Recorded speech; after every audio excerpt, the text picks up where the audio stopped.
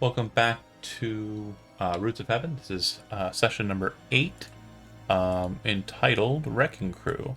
Last session, the group ended up in a small town outside of a mine, primarily run by one house, but it seems that another house from Nock is trying to assert dominance in this space.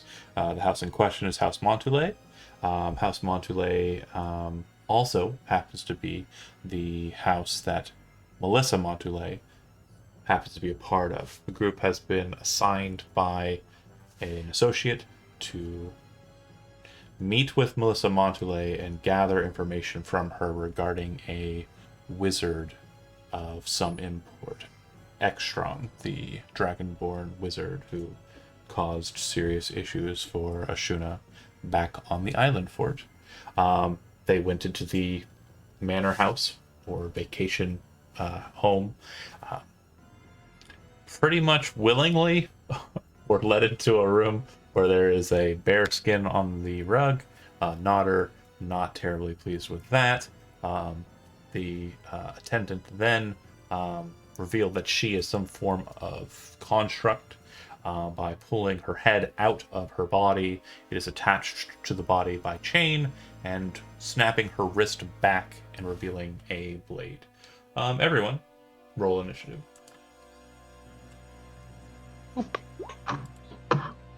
Oh, I need to select myself. That's a good call. There we go. And then I do it. Okay. I'm going to try... Excuse me. I'm going to try and move as fast as I can, but I do have a few things that I'm going to need to track sidelong. This will be a learning experience mainly for me, because I know I'm introducing a very chaotic element into the game. That sentence will make more sense as we continue. Everyone rolled? Believe so. All right.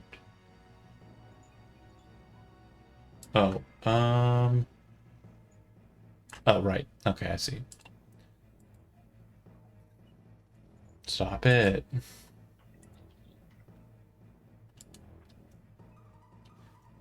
Interesting.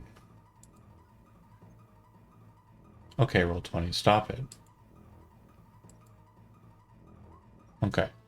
Ah, it's doing it again. Great, great, great.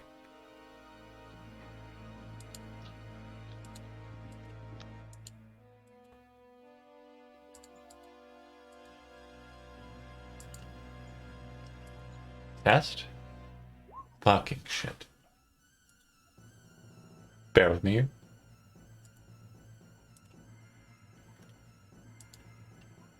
Actually, Nodder's not here now. There. No, it's not that. No, I know. If you can see in the chat, you'll note that the thing is rolling out in the open. Yeah, no, I see that. I was trying to make it really. Oh, bad. nice. I love it. And it's still out rolling out in the open, which means I can't blindside you with nonsense. Roll 20's been no. very difficult for me as of late. That was another thing that I was trying to micromanage, and it has not fixed in the last moments. So, yeah, that said, I rolled that dice a few times, and I believe the first result was a 6, so we'll go ahead and leave it there. Okay, so at the start of the game, start of the situation here, Nodder, seeing the confusion, will pop up, move around Namalia, and not raging yet. I'm just going to go ahead and tree bar swing. Tree bar swing. Both attacks will hit. And you will note as the strikes hit the creature, it appears that they are not as damaging as they should be. Despite coming from a magic item, they do not seem to bypass the creature's resistance. Alright, that's it for Nodder, who's a bit taken aback. Belroth, you are up. Alright. At the start of your initiative, though, you do hear a very loud kind of like whistling sound, like a sound coming from outside of the house. It's very loud. It occupies everything in your sounds and hearing. Okay. Can you make my echo not be tiny? Yeah. Baby Echo. So small. Cutest You don't want them, baby. Baby. Little tiny Belroth. of echoes. Ah! So he'll manifest that, and then he will. Alright. Give me this one, roll 20. Just give me this one. For the love of everything. You can do it. Roll 20. I believe in you. Can you try and put down another echo real quick, just for me crying inside? Yay! Okay. Delete Yay. the new one. Keep the one that grew up. Okay. They grew up so fast. Where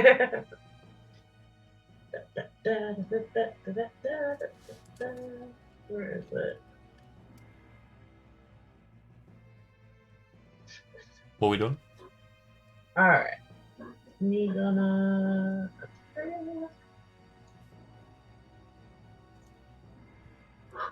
From the echo. Okay, that'll hit. I'm gonna attack again. And that will hit then- as well. Alright, and then we're gonna. I think it's Unleash Incarnation. Which allows you to attack a third time. Third time, yeah. 5, 10. All the strikes slam into this creature. You can see the pale flesh kind of pulling off, and underneath you can see more layers of flesh. Almost as if the arm that's being struck and the chest that's being struck are literally just flesh that's been kind of draped over flesh that's been draped over flesh to kind of bind into this kind of sinewy kind of just like it's almost like a stack of papers but flesh. It's not getting to the core of it Yeah! as of yet, but it's definitely very like the flesh on the outside is now kind of popping off, but it's still kind of like stuck there, like brittle. And it's like I'm trying to think of a good way to describe it that's food related, so it's even more nauseating. It's like beef jerky, you know, when you kind of break it apart, like it kind of has like the tears and rips on the edges. It's like that. Is it like dry beef jerky, or is it very kind of dry, like yes. like I the love Love's that. beef, the Love's beef jerky that's just Yeah. like has those strings? Yes. Anything else, Belron?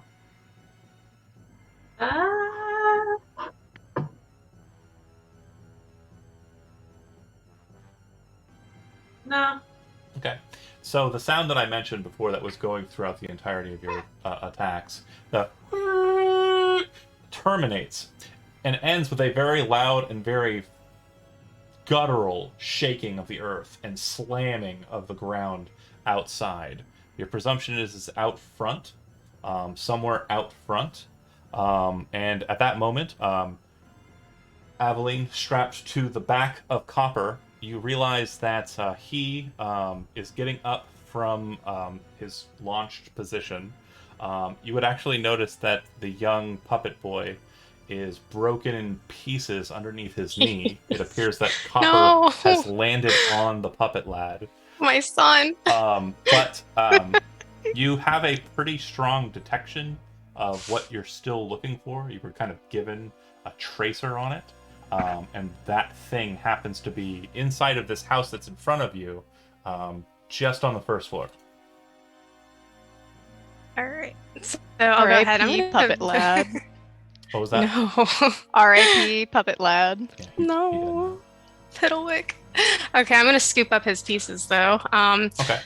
And then I'm just gonna make my way up to the door. Are you still riding on the back of Copper, or are you going to dismount? Actually, no, I will be on the back of him. I'll have Copper scoop up the pieces, and then Okay. we'll make our way up to the front of the door. He moves up to the door, and once there, do you want him to... He still has a bit of movement. Do you want him to enter? Yes, go ahead and do that. Okay. You then hear a loud, like the sound of like the boom kind of like stops. Then you hear a loud splintering of wood as the front door is broken open by Copper. You don't believe it was intentional, Aveline. He just doesn't No. know his own He strength. doesn't know his own strength. He's a good boy. Okay. He's good big lad. He will dip inside, and you kind of on the back, kind of like wobble in. Across the way, you see a woman throw back her hood, grab her head, and pull it out of her body, a chain connected to it, and she screams out as she sees you. Her hand snaps back, a blade flies out of her wrist. Make an Arcana check. All right. It's a construct, but you don't know what kind with an 11. It sure is. Okay. All right, and that would be it, I believe. I'll say, since you didn't know you were walking into a fight, just movement, no actions on the fighting side. Sen, you are up. You definitely hear sounds outside behind the creature in front of you that's barring the door from you.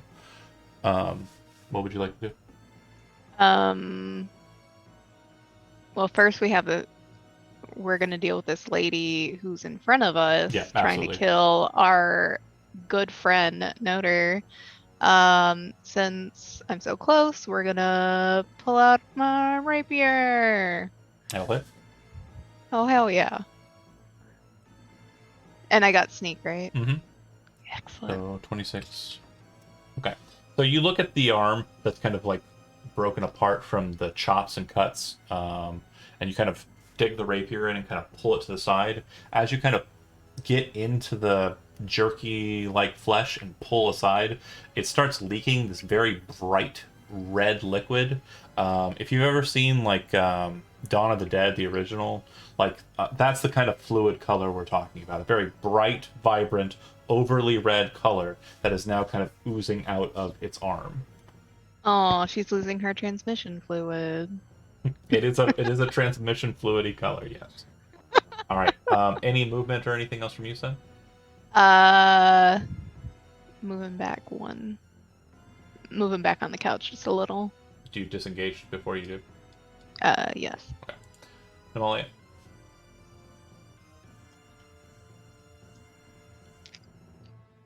If you're talking at me, you're muted.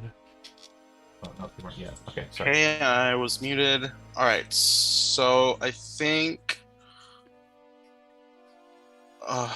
Oh, can I make some kind of roll to know what the hell this is? You definitely would know just off for free. It is a construct of some sort. Okay. If you want more information on it, you would need to take your action to roll on it. The reason why Aveline got a free one is because it's her specialty. God, I don't know. I don't want to fucking cast a spell and it's like, oh. Okay, we're just gonna go for it. Okay. So we'll do this at level 3. Okay. And I'm gonna drag a thingy. Yeah. And place it wherever you'd like. Are you also sporing? It'll happen at the start of her turn. Okay, I was just making sure you're emanating. It's 10-foot radius for that, right? Yes. Okay. Okay, so I believe that this will be also when a creature enters a spell's area for the first time. It's actually, Does this count? it should be 5-foot radius, not 5 foot wide. Sorry, that's Okay. failing on my part. So Can I put it there? that's fine. Okay.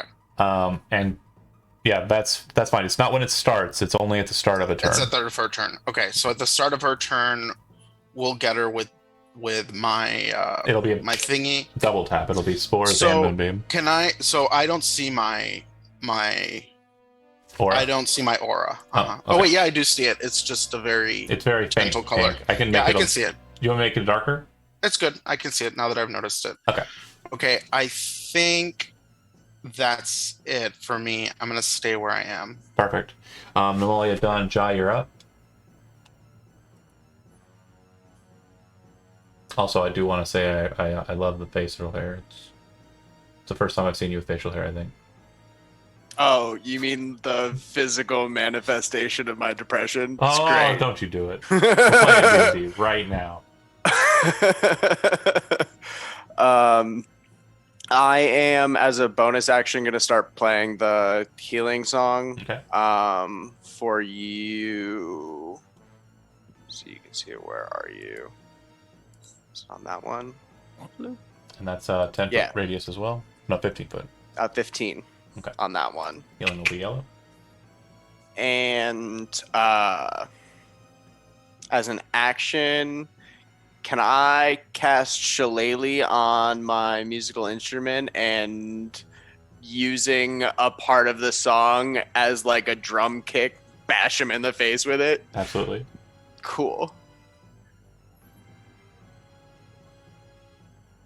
Okay. Yeah, that'll hit. And hold on Cool. a second. I'm going to...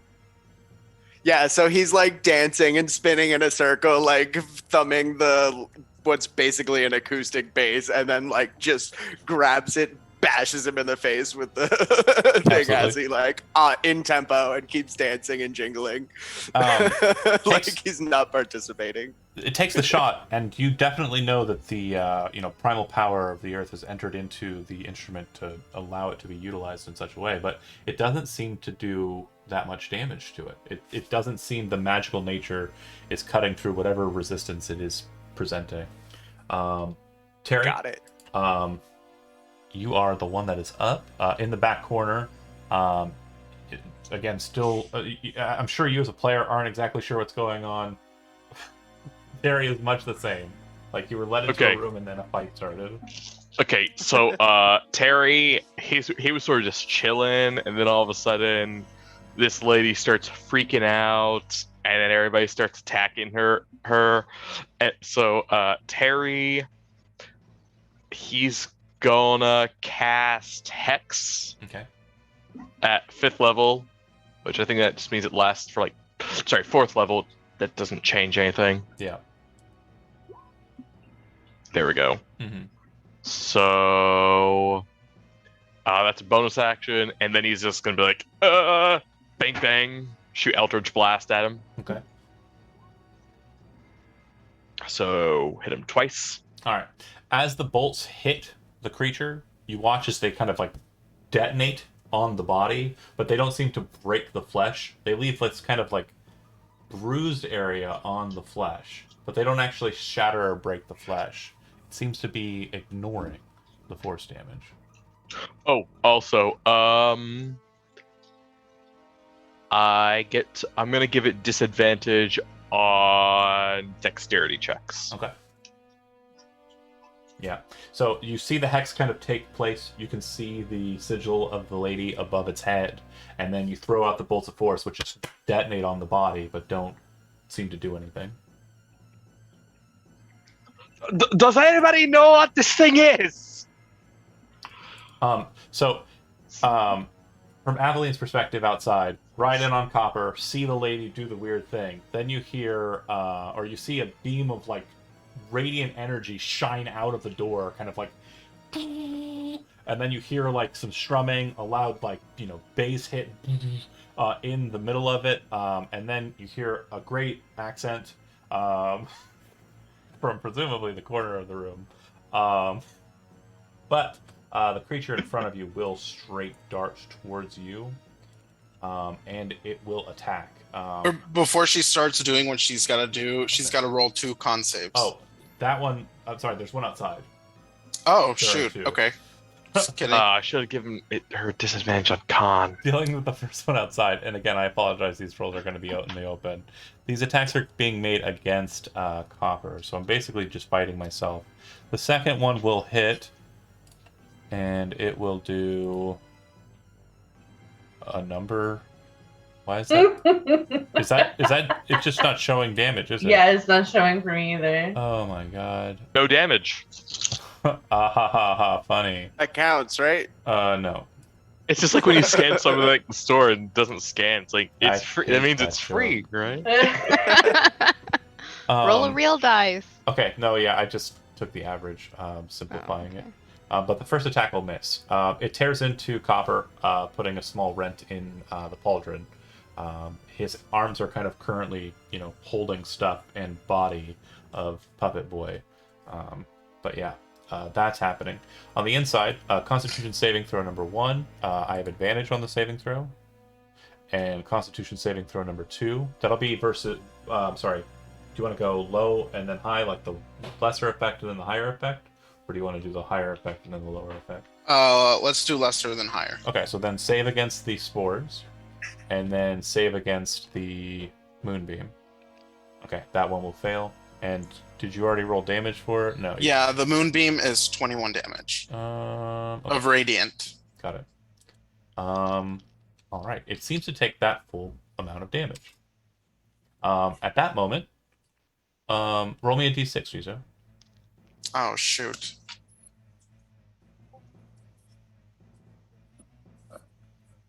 Okay. So it is fine. Okay. It will then attack. It'll do 2 attacks. The first attack will be made against... It's not mindful, so... Let's see. 1, 2, 3, 4. 1d4. Oh no, I want to kill Nodder. That's my goal. So both attacks will be against Nodder. No, you don't. You don't want to kill Nodder. Don't do that. All right. So he will take some damage. Okay, they're pretty hard hits. He wasn't raging, as I mentioned. He wasn't sure how tough the fight was going to be, but now he seems to be a bit more invested. At the start of his initiative, he's going to snap into rage and go bear mode. Tree bar, 2 swings. Swing number 1, swing number 2. Did not say I was going reckless, so both of those will still hit. 17 and 14. 17 half is. Okay. Someone roll me a d6.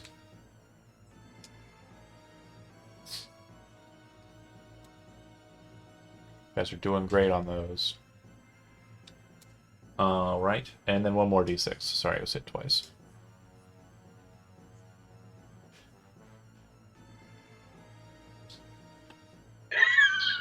Brilliant. Snake eyes. All right. Yeah. Belroth, you are the one that is up. All right. So.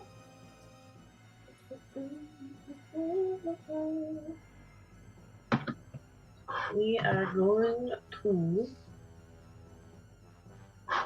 We're just gonna straight attack through the echo. Okay. 2 swings. Both will hit. And like I said before, it seems to be having it. Do me a favor and roll me 2 more d6.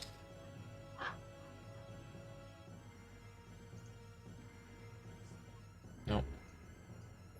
Yes. Mm. All right. It will, in response, attack the thing that hit it. It's dead. Echo, bye-bye. All right. That's it for Belroth, right?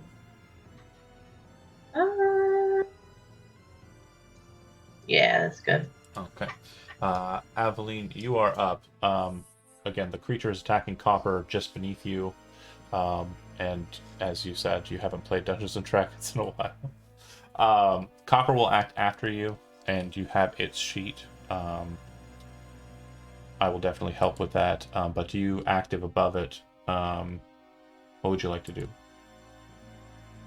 Well, seeing that this person is clearly hostile, I'll go ahead and hop off. Okay.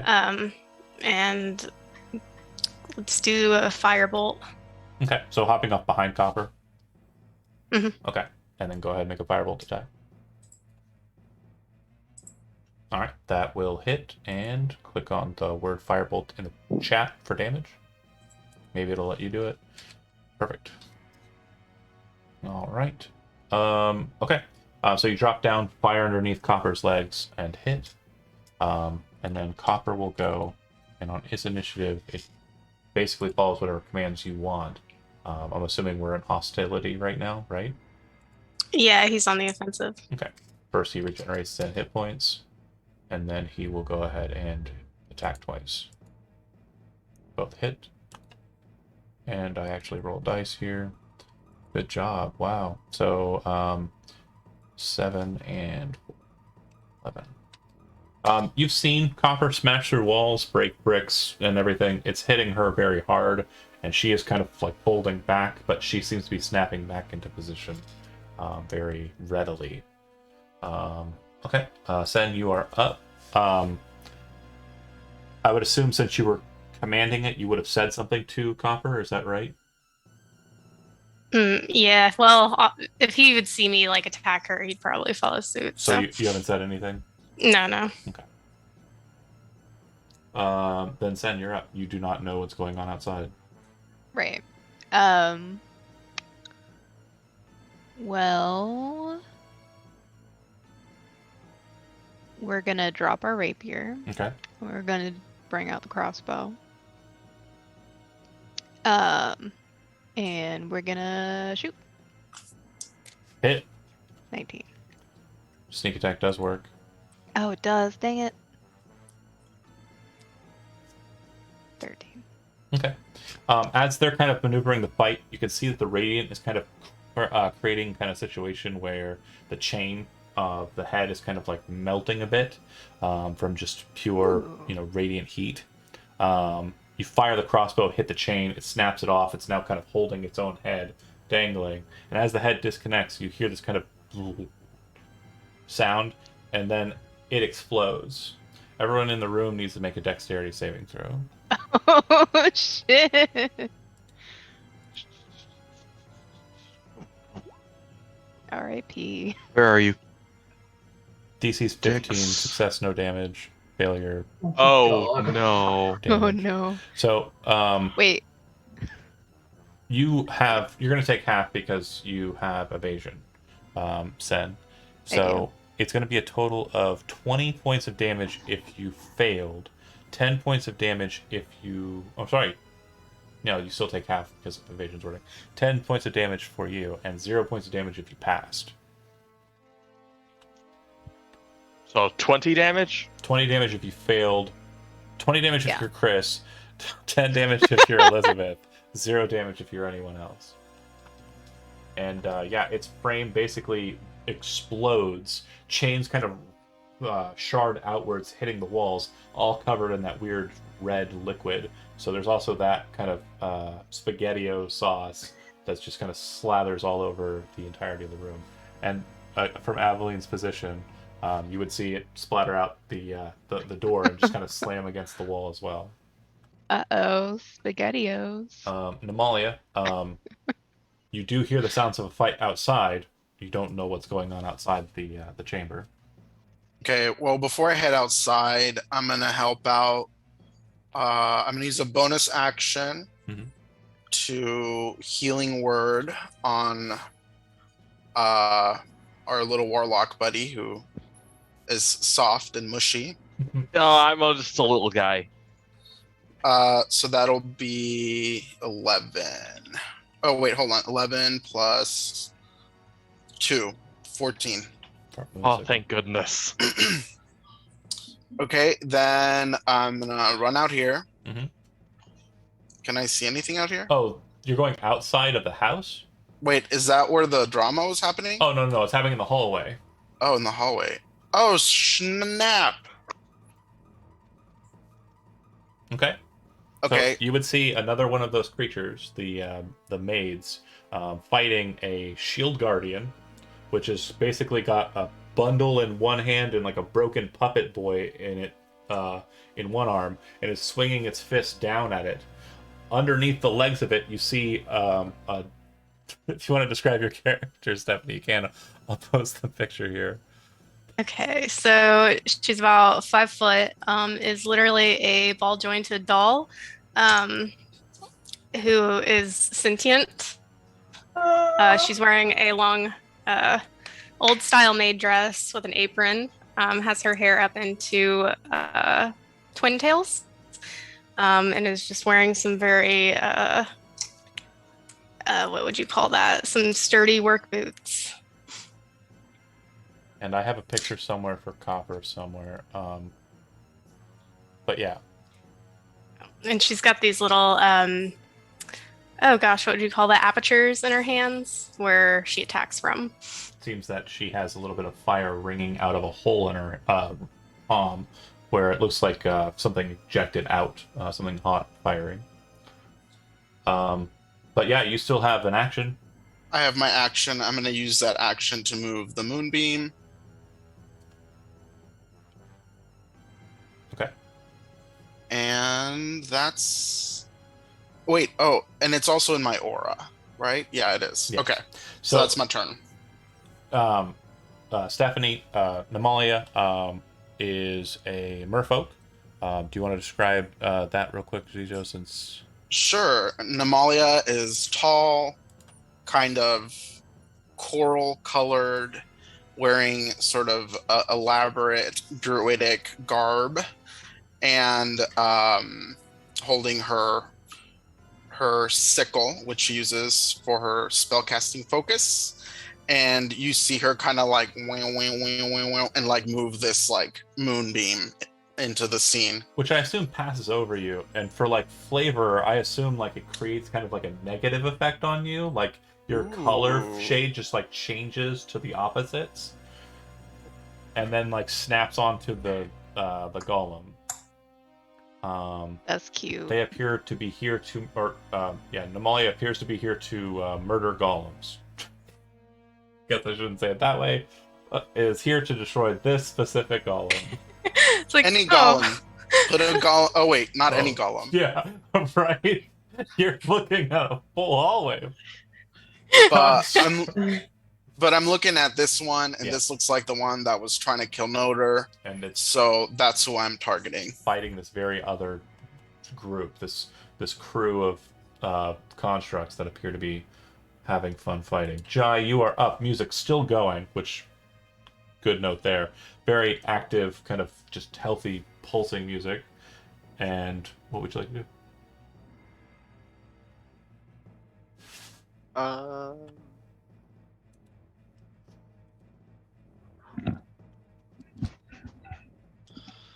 Let's see.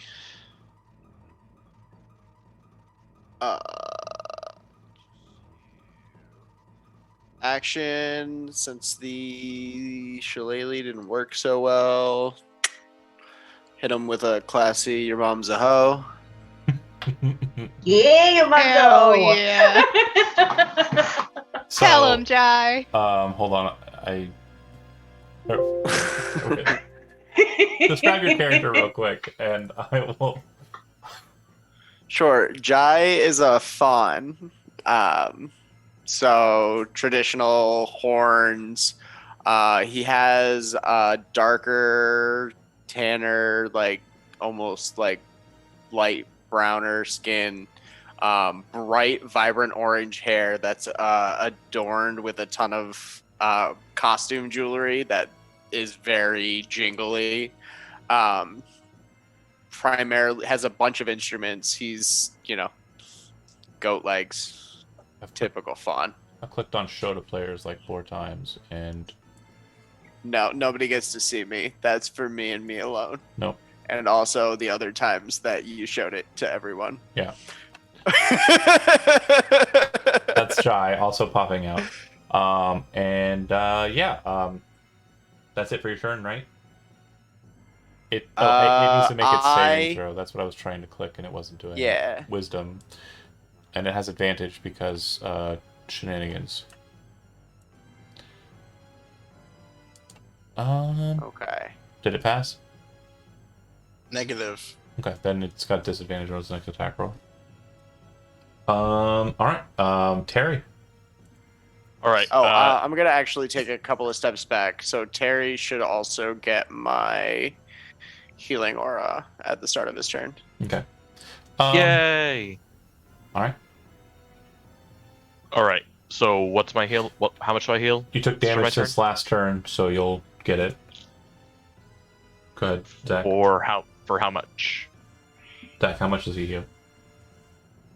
It's proficiency bonus, so just 3. But you get 3 free hit points back. Yeah. All right. So I'm gonna like poke my his head out into the hall. You see the back end of Nemalia. You see another one of the strange leathery constructs. You see a 12-foot tall suit of armor carrying a bindle and a broken puppet boy, and Stephanie's character as it was described. Okay. I'm going to use my bonus action to move my hex onto this one here, Okay. and this time I'm going to give it disadvantage on Constitution, Okay. and then where's my Quick gun? note for that. It's not against saving throws for Hex, by the way. It only affects ability checks, so you might want to put it on Strength or Dex, so that if they try to contest or anything, then it's... Oh, okay. Yeah. I thought that included. No, Okay, just so ability checks. let's do strength. Okay. And where the fuck? I want to pull out my gun and shoot him, but I can't find it on my character sheet. Should be right in the middle there. Top middle, underneath hit dice. Yeah, no, I don't have it there. Well, Where's my gun?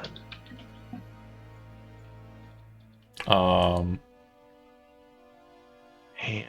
this is the halfling that pops out behind the Yes.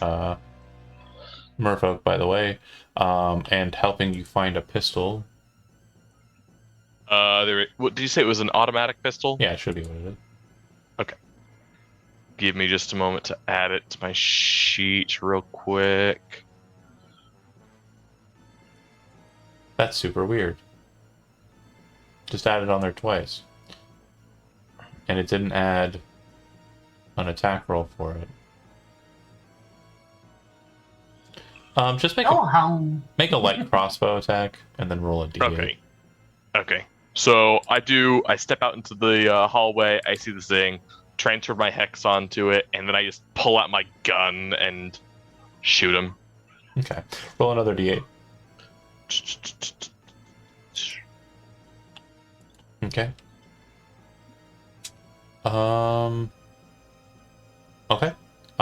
Yeah, it hits, but as described before, it kind of like, hits the flesh, kind of makes it erupt a bit. It looks like that did more than the force damage. But it, just kind of embeds itself in the flesh. All right, it goes to its initiative. So 2 Constitution saving throws. First one is against the spores. No advantage here. 15 pass. It fails. Okay, so give me some spore damage, and then second one will be against the moonbeam, which also fails, and give me damage on that. Oh, it's immune to necrotic damage.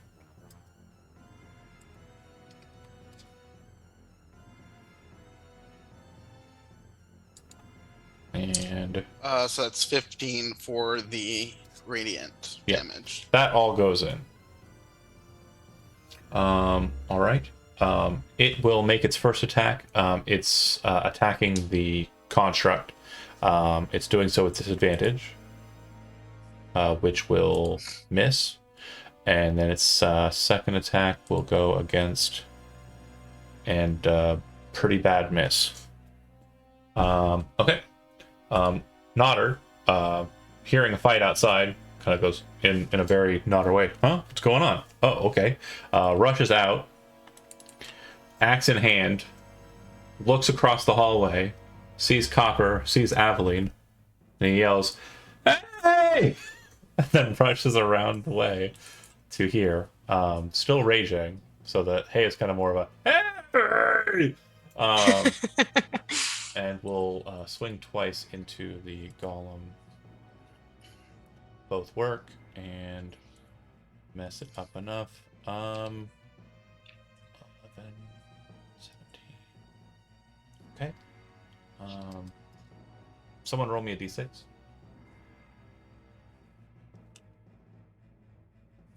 Okay. Moves on to Belroth. And you know what Nodder looks like. Alright. I can't remember. Can I summon the thing and then swap places with it in the same turn? I think both are bonus actions. Okay. Alright. So he... Oh god, we're in there.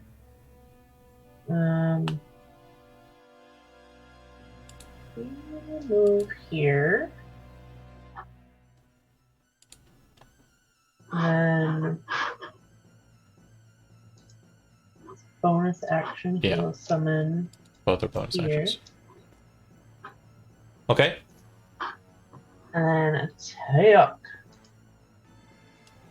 Oh, just one or two? You're Can't making your remember. full itinerary. Okay. Both will hit. For... Okay, roll me 2d6.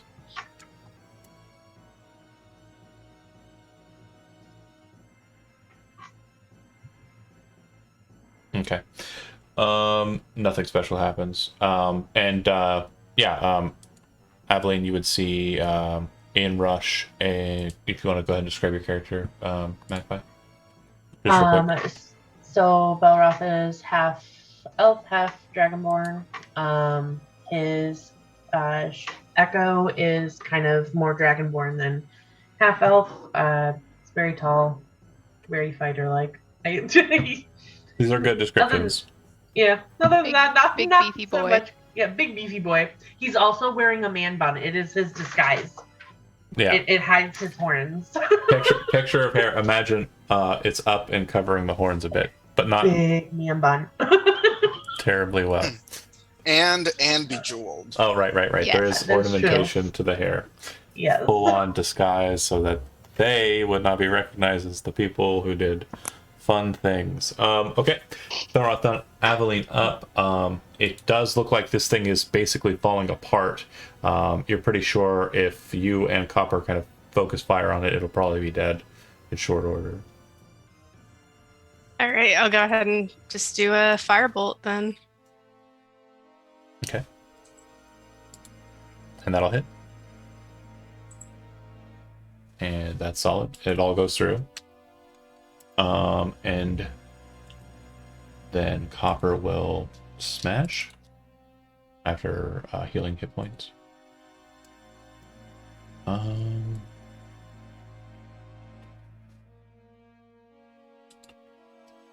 Bear with me here.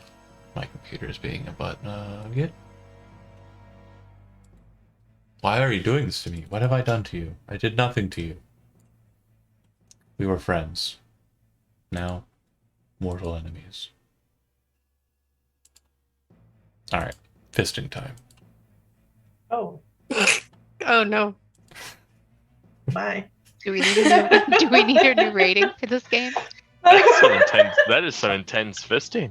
Stephanie, roll a d6, just one.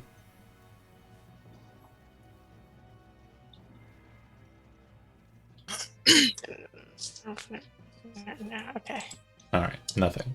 So, you see the bolt of fire come from underneath the construct, and then the two fists, it just kind of drops the bindle off to the side, and the puppet parts, and slams both of its fists down onto this thing, breaking it under fist. Everyone who's in the hallway needs to make a dexterity saving throw. We're safe, Jai. Oof. Failure. Success. Do I need to Thank do it from God. Echo too? Yes.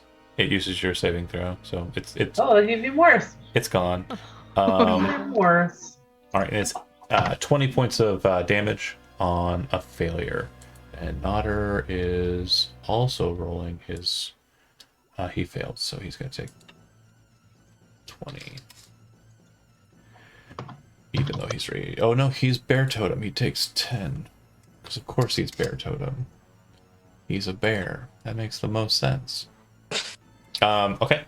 But yeah, smashes it into the ground. It explodes outwards, filling the hallway with red spaghetti sauce and bits of flesh shards.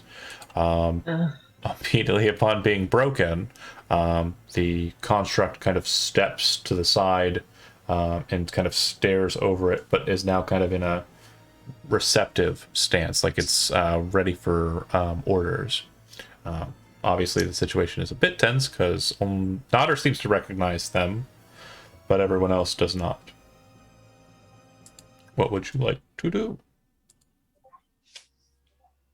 We out of initiative? Yeah. Okay, well, even still, Terry, when the construct dies, is going to transfer the hex onto Copper because he doesn't know what Copper is. Okay. So, Aveline, you recognize that a spell that was apparently hostile, that was on the flesh golem, has been moved by the halfling onto the shield guardian. It kind of looks up at this strange lip that's kind of floating over his head, but doesn't seem to be concerned with it. And Terry's just like standing back there, just a little tiny guy holding his gun, pointing it at Aveline and the and Copper, and he's just like, "Who the hell are you?"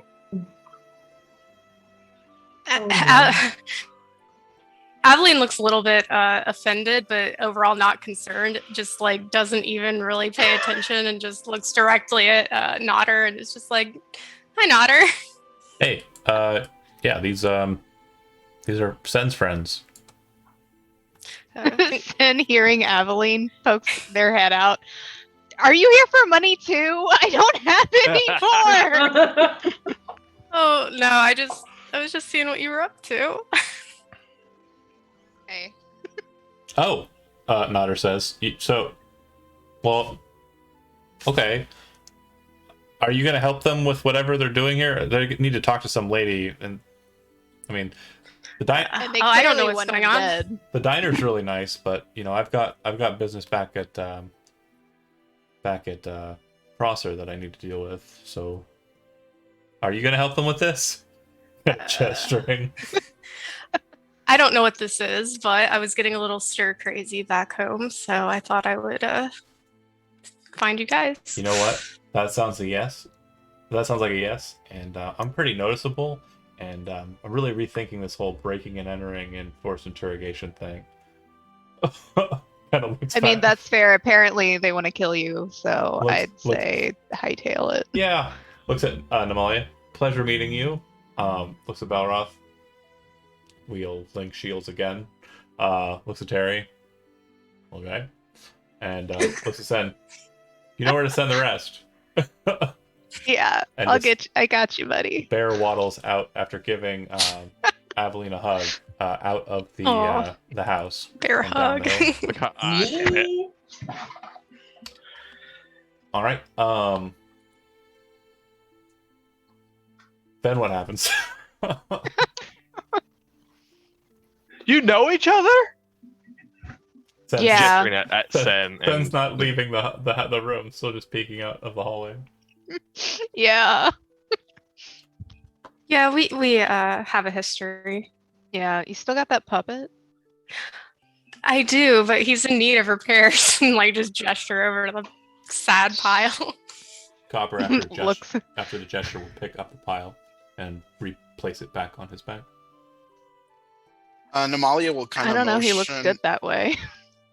Namalia will kind of motion at like the large suit of armor, and be like, Aveline, nice to meet you. I'm Namalia. Who's the big guy? This is my adopted shield guardian, Copper. He's very nice. No need Oh, so you didn't birth him. to be. No. I know. That'd be a hard one. I've seen Stranger Things. Glad we got it clarified. Thanks. And Balroth I'm gonna is so confused right now. Terry's gonna drop the hex on Copper. Okay. Good. Alright, Oh man.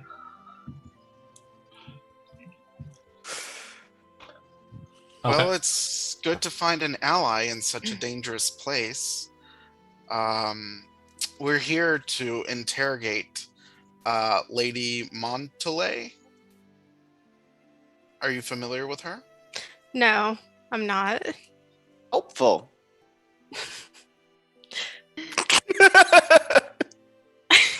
Well, I'm certain that Aveline and Copper can help us knock out any barriers to Lady Montele. I have mean, yeah. interrogated a few goblins in my day, so I think that whoever this person is shouldn't be too hard. Belroth's Yeah. just gonna like go They've over. got the goblins. Belroth's just gonna go over and start like inspecting the armor. Okay. Yeah, it Like- it's pretty well made. You would note that inside of its chassis, it appears that there's a lot of wooden parts. There's also several parts that look like they might be tubes or hoses. Strange connective bits inside. Looking into the helmet, it's like solid black inside. You don't think it's empty. You think that there just might be like solid, like black stone kind of locked in its head. And it doesn't seem to be responsive to anything besides when Aveline kind of gestures or moves or makes an issue or issues a command. But it's about 12 feet tall. Most of it, its weight kind of appears to be in the top end.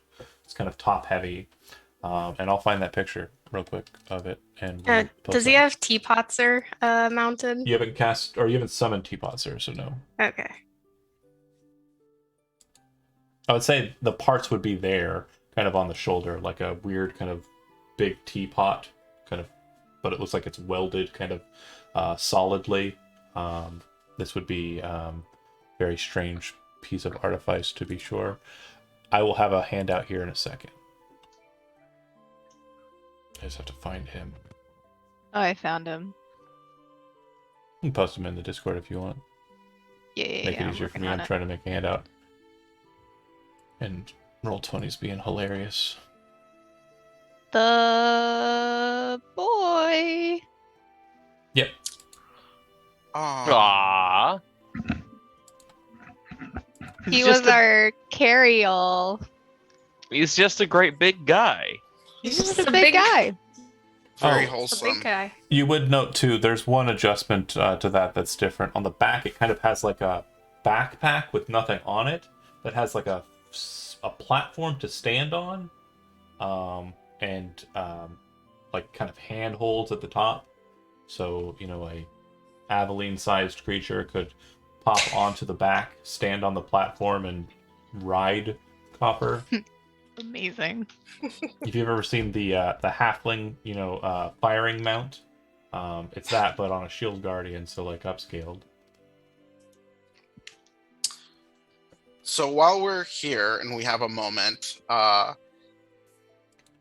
Nemalia would conjure up this like kind of well of spirit energy, and she'd jump into it and heal a little bit. Okay. And son of a fucking wow. Okay. Oh no. So she's gonna do it one more time. Okay.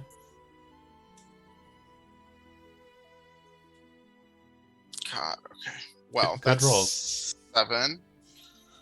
So someone else can roll 2d6 for each use. It has 4 uses left. If you want anyone who's lost HP from that I'm at- blast.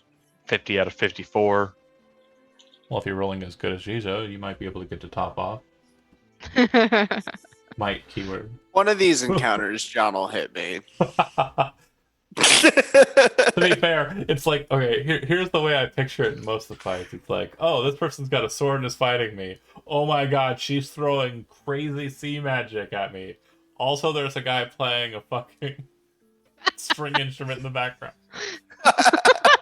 Who said, Just It's just a dancing little and guy with a spinning gun. and just like not paying attention. if you would use I just your mother on a not sentient creature, or a sentient creature would probably just be the better way of saying that, then yeah, maybe I'll fight you. Anyway, Maybe after look more we deal with threatening. the sword and the spells. You just gotta call their moms a hoe enough. your mom's a hoe. As you're looking at the situation, the hallway is still covered with the red liquid, which is slowly kind of drizzling down the walls. Bits of the flesh are kind of barbed into the wood. You would note that there is a door south of the door you were in. There is a pair of doors at the far end of the hallway, and one door directly on the far end of the hallway, facing off against you. The bindles of food goods and such are still laid out and about throughout the hallway. Doesn't look like anyone's entered or taken any since last you saw them. And you would know there's also a staircase that leads up to the second floor, and kind of like a loft area up at the top of that. It's probably about 15 feet up. So Shield Guardian's head is literally just like 3 feet below where that loft starts. And Nomalia, you're pretty perceptive. You would notice there's a massive crater in the yard where you walked in. That wasn't there moments when you walked in. That's a new thing. Oh, where'd that crater? What's that crater? Think Is that's that- where Copper landed. Is that That y'all? would be it. Yes, that would be it. But Wow. you just fell from the sky. Well, we were technically launched, but yes. New features? You could say that. Cool. I know some people. Nice. So do we want to go find this bitch? Yeah, so pardon my terrible memory, but were we told where she is? No. We Oh, think she's nice. here. Oh, nice. I mean, this is her house. So, Her summer Mhm. house? her summer house, yes. She's supposedly here. And apparently she wanted to kill our good friend. So I say that we go find her. Yes? Do we want to go upstairs? Check the gardens?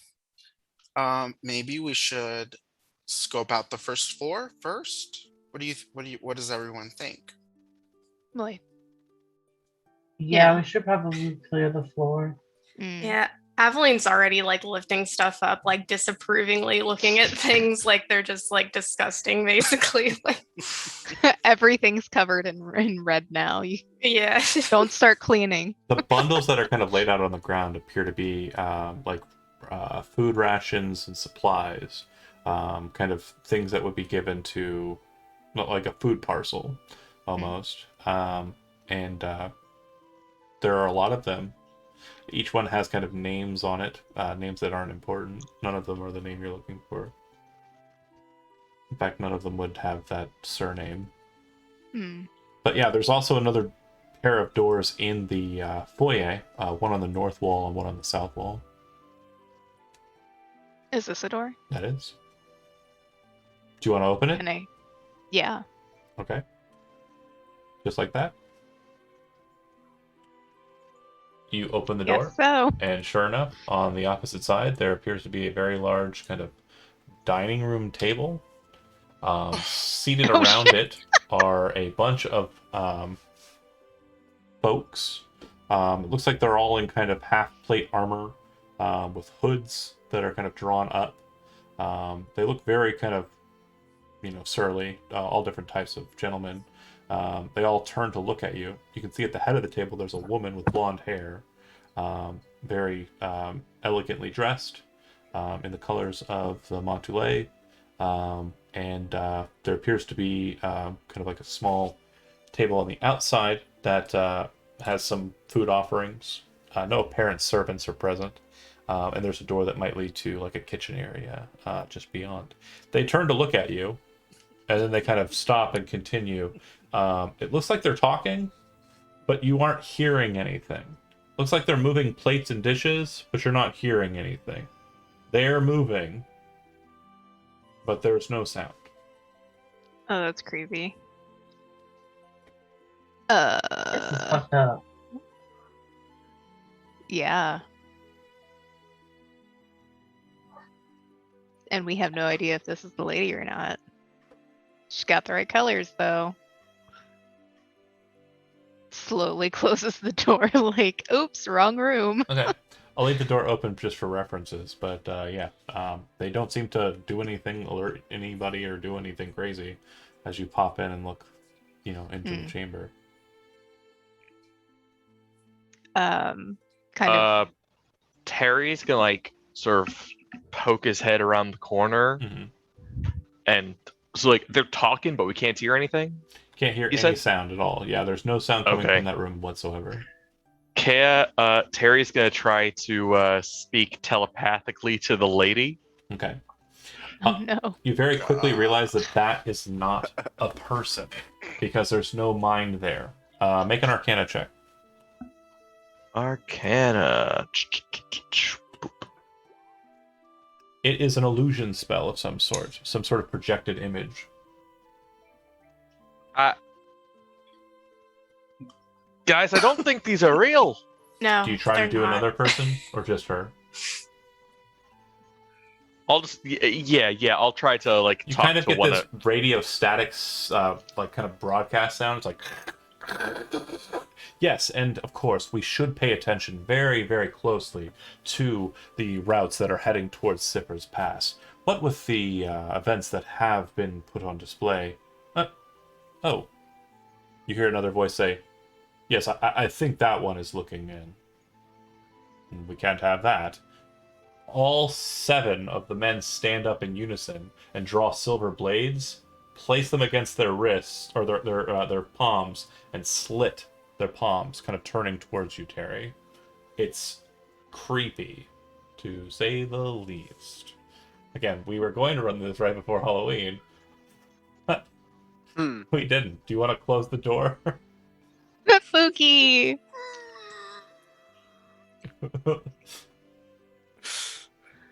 Yeah, close the door.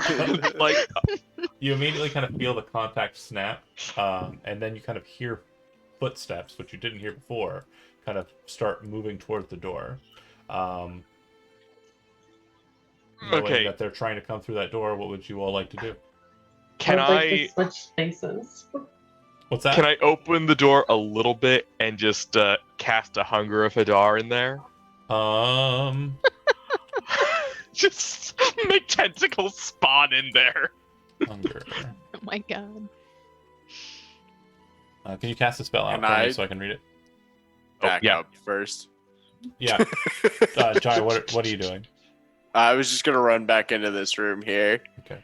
Where I have a clear line of sight at the door, but I'm also not too close to it. No, I'll trade spaces. I would Belroth is just like, and no. I would say, just for flavor's sake, you slam the door shut, but as you're kind of getting it closed, you kind of look in it and throw out the spell, kind of, uttering the words and squeezing the pickled octopus tentacle in your hand. And as the door shuts, you can see the table just sprout to life with just this mass of black withering kind of just cold.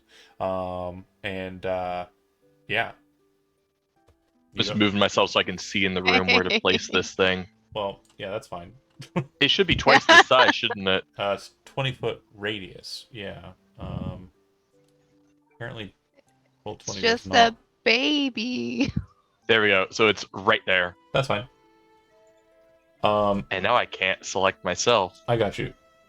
Yeah, just take me out of. There we go. Thank you. How dare you? So there it is. Yep. Shut the So door. they're just Massive tentacles are kind of cold, like writhing cold, snaps in the center there. And you shut the door. Everyone can hear kind of like soft whispering sounds from outside, and also kind of like a slurping, disgusting kind of slapping sound from inside of there. And yeah. Why don't we just leave this door closed for a little bit? Belroth's just gonna stand there with his weapon, waiting for someone to try and get out. Okay. Holding the Just fort. unconcerned. This seems This so. is another day in Gothias' castle. This is a Golthias castle. Anywho, I know. everywhere is Golthias castle. What would you like to do next?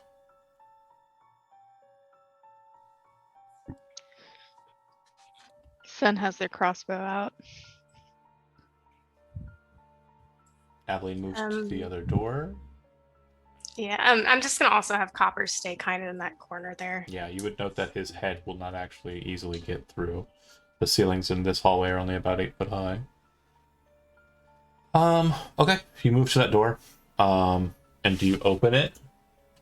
Yeah, I'm gonna knock first. Okay. Can Amalia follow near her Yeah. and kind of try to perceive, like try to hear what's going on the other side of the door? You hear no sounds. When the knock rings out, it sounds like there's kind of an echoey sound, like from the knock, like it's a very empty room. And when Aveline then kind of moves and opens the door, you would see inside. It looks like there is kind of like a placement where they were setting up cutlery and food goods, presumably for the people in the other room. Based on just the nature of it, Aveline, it's very orderly. It's been placed in a perfect fashion. You're pretty certain that only a construct could, or someone with like, very close attention to detail, would be able to set out the spread as it is. So you're very sure that you've already murdered the cook. Okay. Amalia is gonna like brush everything aside and kind of climb up on top of the table. Okay. There's a clatter of silver as it I'm kind just of gonna hits the tables, watch in horror. hits the floors. Yeah, it's like perfectly ordered. Okay. I think we've got them. I think we've got them boxed in. We can take them out if we all hit from different angles.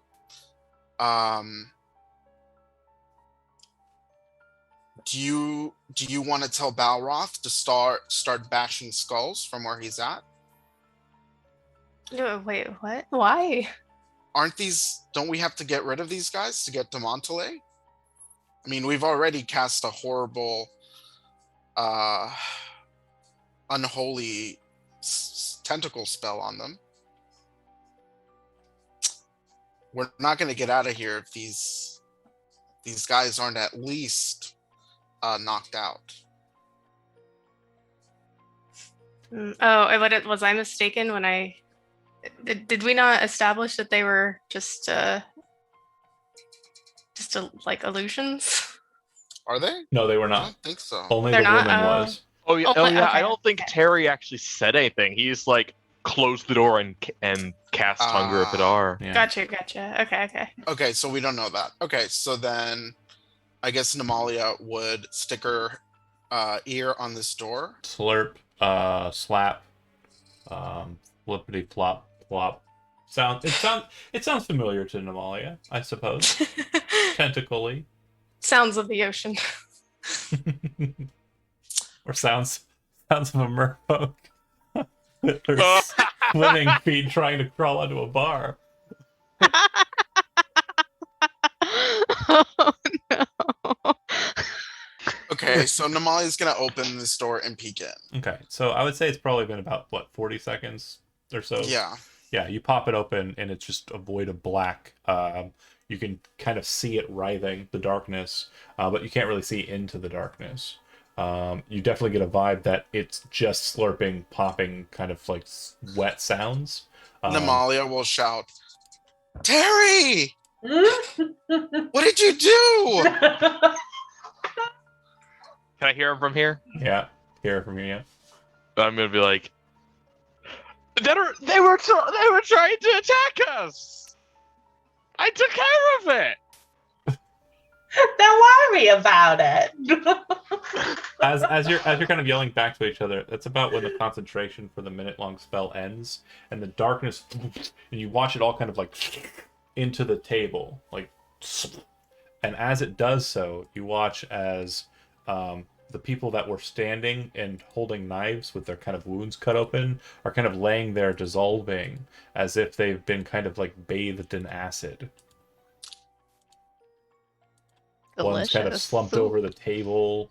Looks like his silverware is actually like slowly peeking out of his face from where he kind of landed on it.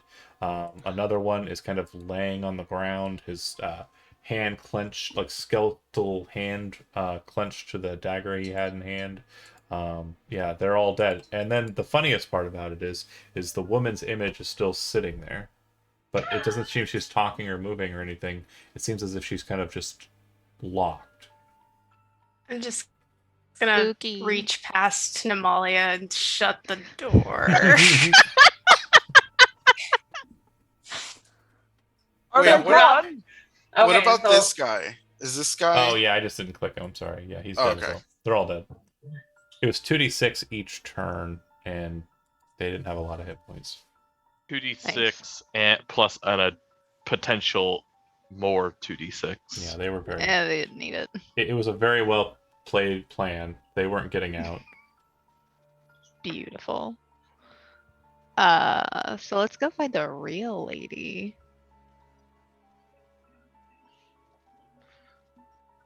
Can we not talk? Is that not really her? Can we not talk to her? Does it not talk No. back? Do you step inside to try to engage with it? I'm just asking. That's general Okay. Jai throwing it out to the group. Like he's not Oh. going in there to do anything. It's just like as they're all like, "Let's go find the lady." He's like, "Can we not just? Are we not? Isn't this? I thought she was in. Can we not just talk to that one? It seems so much easier." I mean, it's kind of soupy in there. And Belroth will do it. You stole someone's hat Attaboy. yesterday, so Let's go. He's That's- just like, pat you on the back. That's the fighter way. Go. just walks in like, squint, squint, squint, So- squint, squint. She is kind of sat at the table, right? And in the midst of the conversation, it looks like she was kind of, doing hand gestures, talking to them. And then when they stopped, she kind of stopped mid-gesture. Now, or at some point during the, blackout tentacle slurps, she has placed her hands onto the table and is now just kind of staring forward as if she's just kind of blanked. And it doesn't look like her body is moving, or her image rather is moving. It just looks like it's kind of locked there. So just kind of reach out with his sword and like It tap goes her through. with the side of it. Goes right through. Okay. Yeah, and I don't think this one has got a lot to say. It's gonna be hard to convince her physically.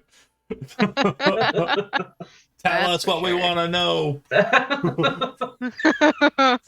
Why won't you talk to me?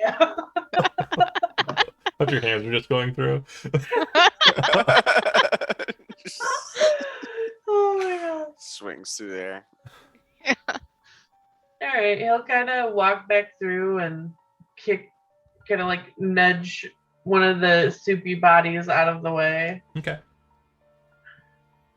They do appear to be wearing very nice half plate, but it's undamaged. But it's clean. It's very clean. Now that it's been Except for the soup part. acid washed. Acid washed plate Hey, yeah. instead of The- acid washed jeans. Height of fashion. I might. So Namalia wants to listen at this door and see if she hears anything. Again, another quiet sounding door. There is a slight cackle of fire, like a small kind of din of like a popping fire. Yeah, do you open the door? Is anyone good at deception? Not me.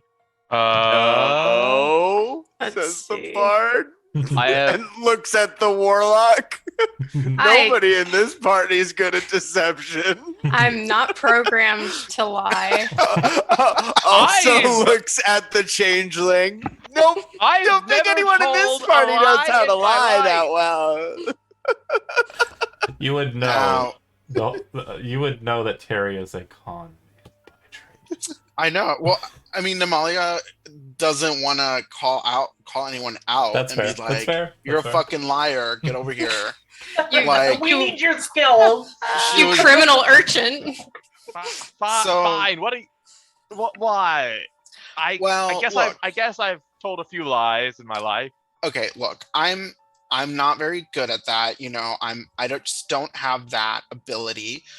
But maybe you can pretend to be housekeeping or like a farmer boy or something here on a delivery.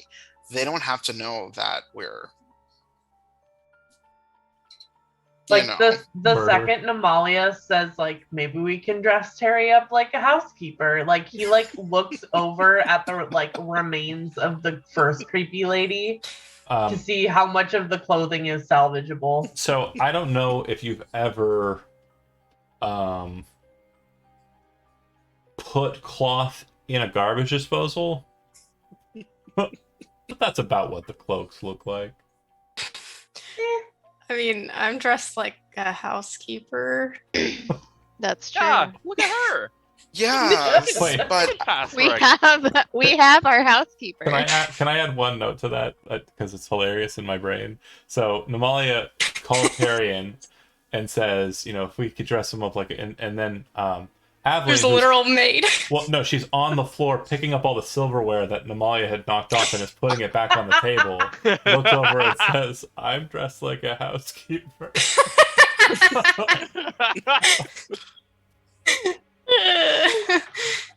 Oh God. yes, my dear, but Perfect. you said you're not programmed to lie or be deceptive, right? No, but You could switch outfits. You're about the guess- same height. it'd be a little long on him. But I mean, we could maybe. I think Honey, I can have that shit. Get in there. I really was thinking just from a vocal perspective. Like you knock and say, "It's me delivering the whatever." I don't know. I'm not good We at can. this. Okay, so we can do it. We can do a Cyrano. He can say the stuff, and I can be the visuals. There you go. Perfect. That is a great idea. Perfect. So Namalia will drag. I'm glad that they're both like on either side. She'll kind of grab him and drag him into the room, Mm-hmm. and she's gonna get ready to knock. Okay. You knock at the door, and similarly, it just kind of echoes. There's nothing Shit, to we're it. down here. There's no sounds on the other side of the door. And she'll nudge Terry like, I don't know, do something, lie, whatever. Huh? And he's trying to make his voice kind of high pitched, to sound like a maid and whatnot. I'm here for the milk delivery. I've got the milk. Everyone besides Terry is giggling. And you realize that after about a few moments of giggling and then trying to, like, you know, hush each other to see if there's a response, there is no response. There's no one back there. Okay, Namalia will push open the door. And inside you see what appears to be a empty kitchen with Ah, a great. subsection larder, which is actually built underneath kind of like a staircase that goes up to the second floor. Inside, you'd see that there is a large pot set over a not roaring, but kind of not simmering either, kind of like a decent fire underneath it. Inside the pot, it looks like there is some sort of broth or stew or something, and kind of over top the pot, they actually have what appears to be a rack that's kind of connected to the edges of the pot with a very large piece of meat kind of set on top of it. Looks like they're using the broth and the steam from it to kind of like smoke or steam the roast itself. Ooh, food. Well, that was a waste of my talent. It smells great in here. Talent. Food.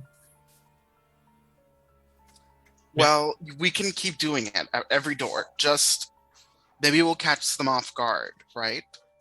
If we run into them. Aveline, since you're the last one in, you'll note that the door has a very specific action to it.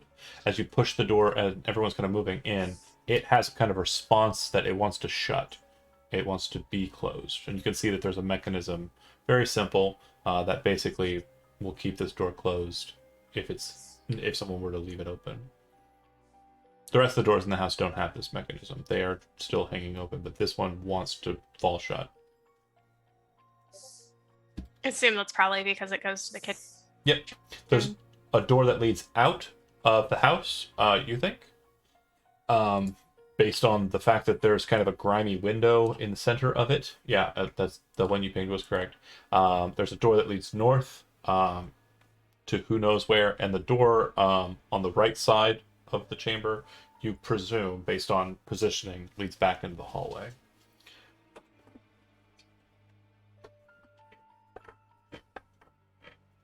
Should we Upstairs? go north? Yeah, we haven't checked out that room yet. You would note too that the sinks here do appear to have running water, which you would be aware most Nokian kind of places close to Nock have running water. This is not uncommon. And Wash his hands off.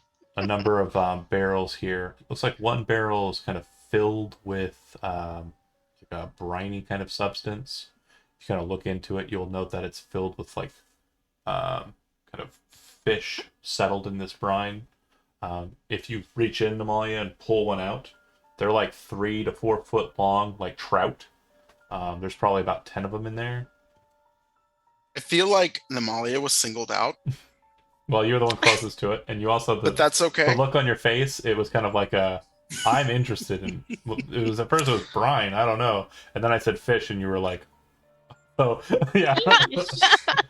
There was a certain joy there, so I assume. So Namalia will kind of like flit into octopus mode for a Mhm. second, and her tentacles are just kind of like pop out, like, oh my gosh, Mm. and she'll throw a tentacle into the barrel and whip out a fish. And Oh my god. Stephanie, if your brain space went take a to bite. Little Mermaid and Ursula, like unraveling the tentacles, that's exactly what happened. Cute. So Hey, if Going you're up. eating, Belroth's gonna take a look at that roast. Yeah, it I looks mean, great. Probably good. Make if you have cook's utensils as a proficiency, you can make a cook's utensils intelligence check. If you do not have cook's utensils, just make a straight intelligence check. Ah, my strong suit. Oh, damn. You're pretty sure that this is going to need about another 30 minutes to an hour for it to be done. But you aren't you're not terribly against the idea of eating, meat at a kind of more rare state anyway. So if you want to just slab it out onto the table and cut it up a bit, that's Yep. absolutely something you can do. Namalia, 100%. Seeing food. Sen, you're opening up the door on the north. Was that right? Nope. Oh, okay. They brought the food out. All right, so then everyone's just having a good old fashioned eat the food around Break in, steal the food. Namalia's Go Sin, in lock, Sin, bitches. Sin was like, maybe open this. Oh, food. This time. I will note too, the food that was in the dining room is gone. Like it's there, Yeah. but it's not any good. It was cold It's inedible. tentacle acid. It's been digested. It's been mostly digested.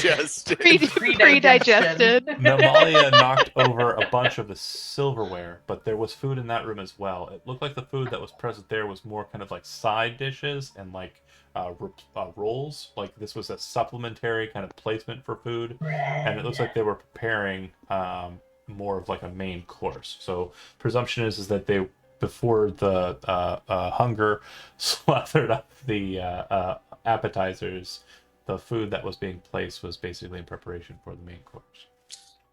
Namalia is just gonna hold out the fish to Sen, like offering them a bite to see if they'll take a bite out of it. I mean, yeah, they'll take a bite. Make a Constitution saving throw. Great. 10. It does not go down. You spit it out. It is a very, very raw, very, very briny fish. Great. Namalia will kind of give sort of a guilty look and then just like stuff it into her bag Sorry. for later. Yep.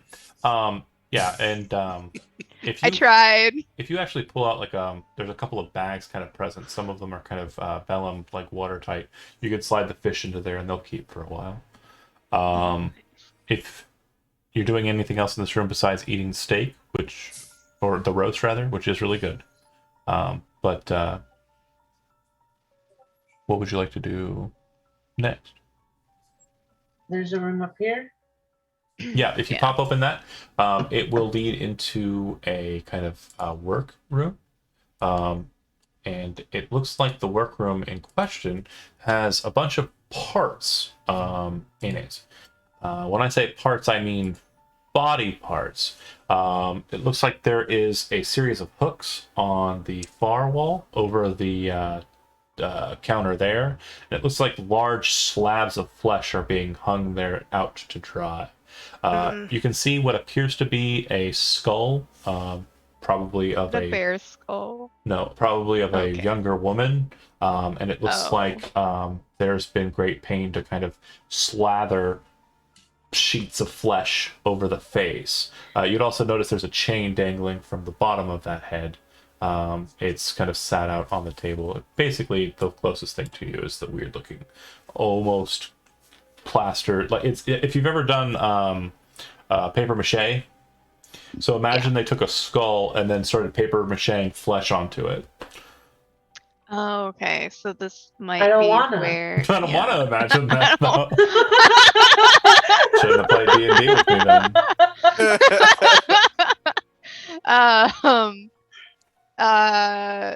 It's a nightmare. Does it look like? Yeah. Does it look like the one of the other ladies that we with the head thing? No, Oh. I mean, sorry. Yes, it looks like that. It looks like it's the construction state of that. Sorry, the thing Oh, okay. that I was going to say no to was not that. It is that. Oh. There's also Okay. a box on the middle table, and based on what you can tell from here, it looks like the top is kind of slightly opened. The box looks like it's kind of covered in that same vellum kind of sheeting, like a watertight kind of box there. If you investigate it and explore it, you'd see that it's filled to the brim, the box being somewhere around 2 feet by 2 feet by 3 feet, with that spaghetti-o fluid. Mm. Does anybody besides Sen go into this room to check it out? Terry will poke his head in. Okay. Terry, you immediately get a vibe that is different than what Sen would be able to detect. You can feel your connection with your powers kind of loosening and then dissipating. And you realize that it's coming from a source, this void, this placement of kind of non-existent magic. And it appears to be those barrels on the right side. I'm gonna try to. Can I try to use Mage Hand to open the barrels? You try to cast the spell and nothing happens. Almost as if magic doesn't exist. I'm gonna go over to the barrels and just try to pry one of them open. Pop it open. There's kind of a smell of best way to kind of describe it is like radiator fluid. It just has kind of like a strange scent to it. And inside it, keeping up with the radiator fluid analogy, is a bright green liquid filled to the brim. Aveline, do you move over to check it out at all? Yeah, I'll go ahead and look You watch as inside. Aveline just falls over.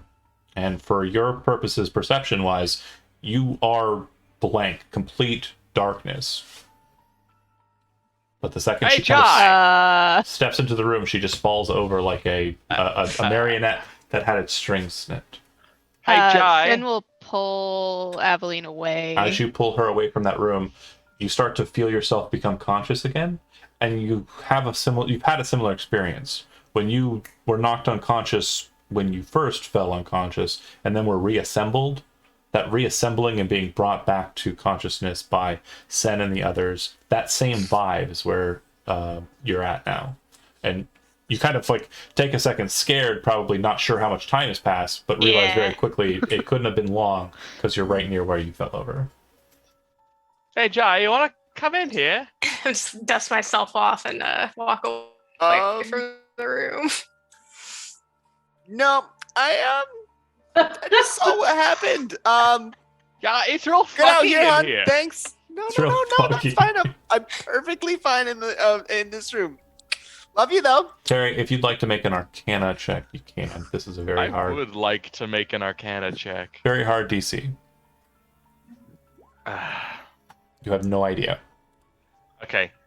If- I'm gonna step out into the so that way like I can look out, but I'm still in the room. Once you kind I'm of like, get away from the room, you can feel the connection to the lady. well, no, I'm Okay. still in the room. Oh, I just okay. like I can see them through the doorway, Okay.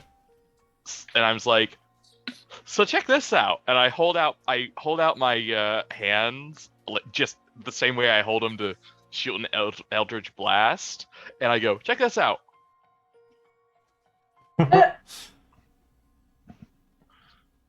Belroth is just like sitting at the table, slowly chewing. Just like, I don't get it. I can't shoot my things. Oh, Maybe you should see a doctor. right? It sounds like a problem. For a duration of You're being like, unable to shoot your sounds like things a of 3 personal hours or problem there, buddy. longer, consult your doctor. And Oh, then I'm I gonna have so and then I'm many gonna people in step Knox out that of can the help room. you with Then I'm gonna that. step out of the room and like shoot my eldritch blast. Like The second these you kind of barrels get right away here. from it, you can feel the connection with the lady reconnect. It's like it's almost like turning off a computer and turning it back on mentally. You fire the eldritch blast, it hits the barrel. The barrel in question breaks, and a substance starts to flow out the side of it. A reddish colored substance, which Sen would probably be familiar with. It's wine. Wine. It would have There's a something red in that wine. room Like wine. that's turning off my magic. Well, probably wasn't. Do the I need to be in the wine. room to effectively gauge what was happening? I'll give you an Arcana check with Or, advantage Like what? because of your class. Can I give her guidance? Oh, never mind. You can. Oh, I'll allow the oh guidance. shit. Throw it out. D4. Sorry.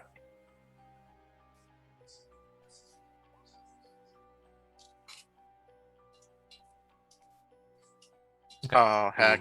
You kind of speak some words, and she kind of thinks on it a bit. And you are not certain, but you know that whatever he's describing, Terry, do you describe what's in the barrels?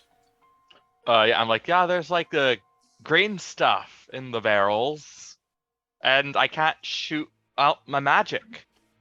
The only information you glean from that roll, and with kind of the primal assistance of the natural world from Nemalia, is that first off, that green stuff is not natural. It shouldn't exist in the world. And second is it has something to do with the formation of what you are.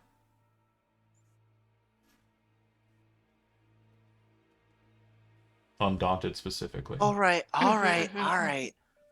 Fine. You see him like takes his bag of holding off of his pack, sticks the instrument in there, takes the cloak off, sticks it into the bag of holding, hands the bag of holding to Belroth and says, "This is your life now. Guard it." Right. Steps into the room to look at the substance to see if I can glean anything, and I'm hoping I can snag a guidance on my way in. The guidance won't matter if you're going inside. The magic will be disrupted. Right, it'll disrupt. Fair enough. I could do But it yeah, I after wanna when you get a come look. back out. Yeah, you could look try at it and and come study back it, out. and then come back out and try and. Okay. So, yeah, go ahead and make an Arcana check. Roll a d4. Rolling great on those d4s. Rolling ones helps you on the d6s, not so much on the d4s. Yeah, you're not sure. You definitely know that. I would say the thing that you would gather, and I think it's something that the Artificer and also Terry, the Warlock, would have gathered, is whatever it is, that substance is creating an anti-magic field. A field that's basically dropping magic within its area, presumably within 5 feet of it, but it's not going through walls or anything.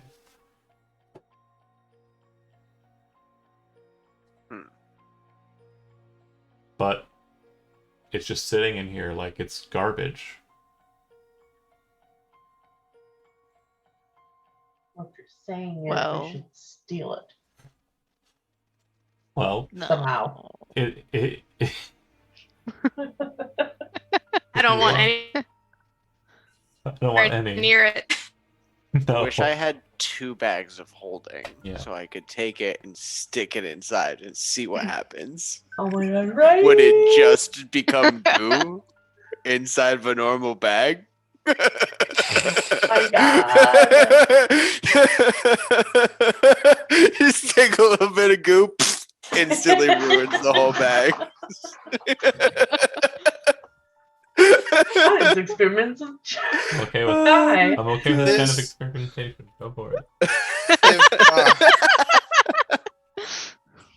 If what Terry and Jay and Aveline have reported is correct, then this stuff is very dangerous. I think it might be wise to destroy it, maybe, especially if it's an unnatural substance.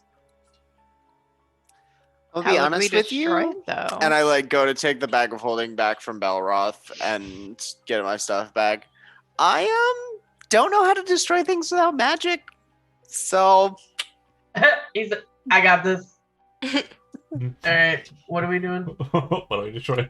I mean, I got a Like- crossbow.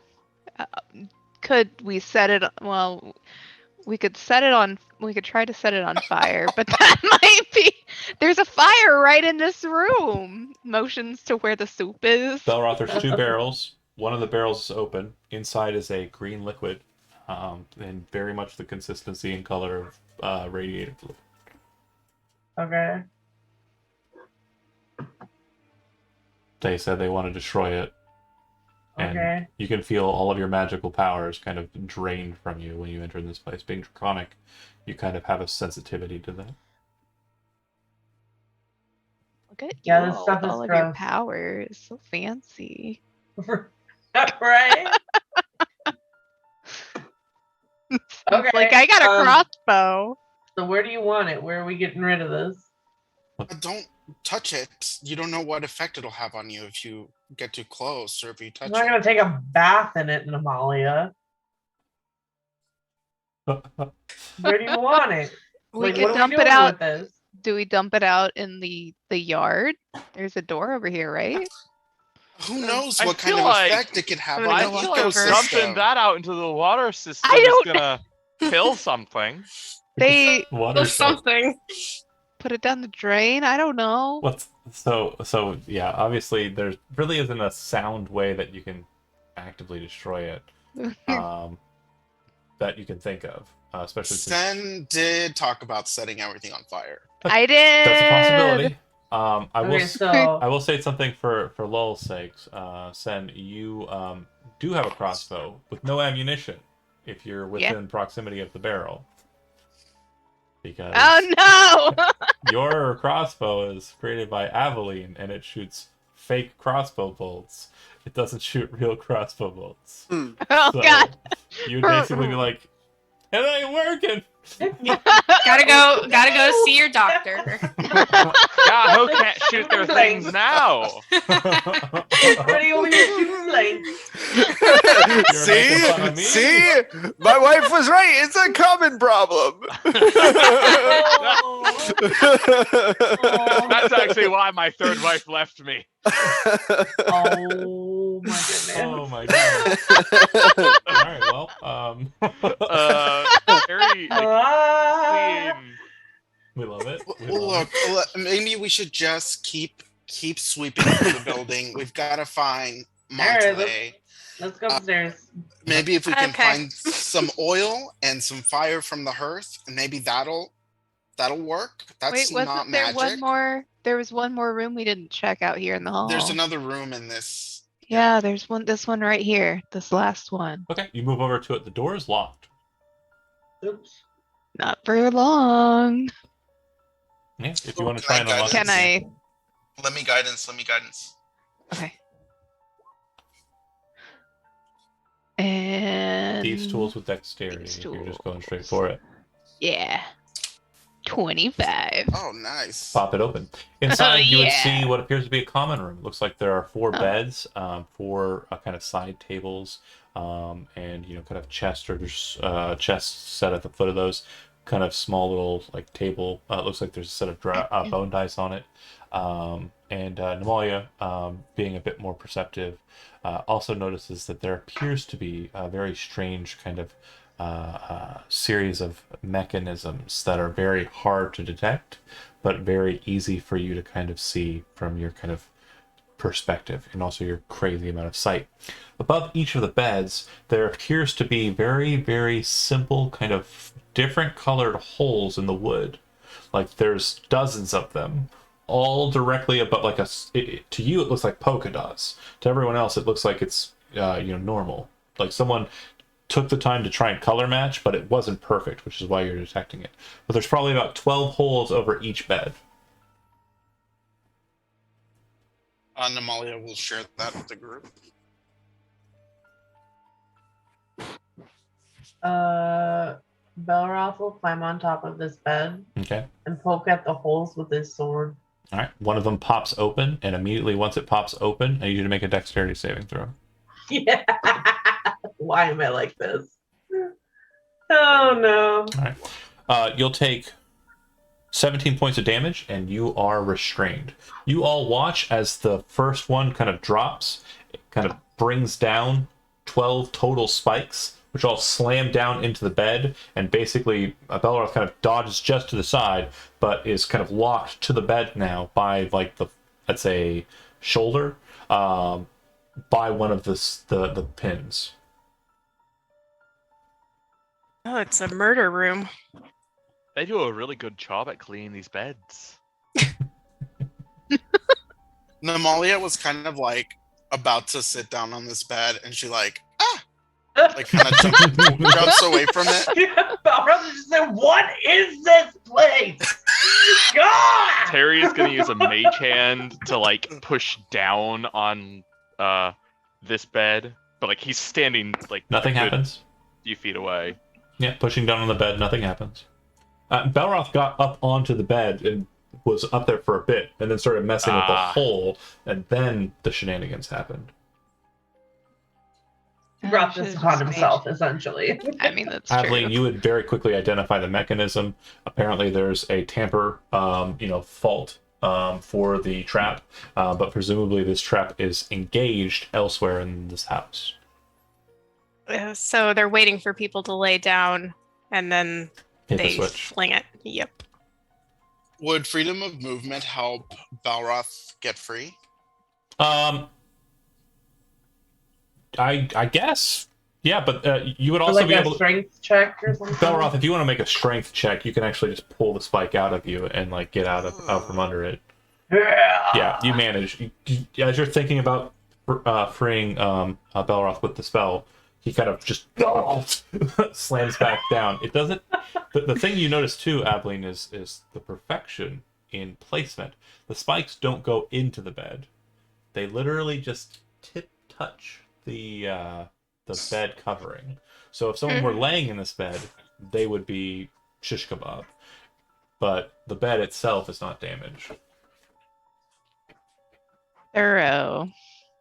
If you take some time to continue inspecting, you'll also notice that the mattress itself is kind of like a sponge-like substance. So all you would really need to change here are the coverings. Oh, that explains it. Why they're so clean? Duly noted. Ew. So, not taking a nap. Nope. I don't know about you guys, but I could certainly use a nap right now. We're not taking a nap in here. Oh, damn. Belroth will literally pick Terry up under his arm and remove him from the room. Oh, going this way. No. Okay. No naps. Let's go. So, do we want to go upstairs now? I'm ready. Yes. Okay. There's the big stairs. Oh, wait. There's doors here too, right? Balroth, Within- that healing is for you. Yeah, the front doors. There are Okay, thank doors you. in the front hall. Yeah. We didn't look at those yet either. Okay. Well, they're easy enough. You would pop open door on the south side. Inside is another waiting room. It looks like the couch and chairs are all kind of a white substance. It's not quite leather, and it's not quite fabric. Very strange to be sure.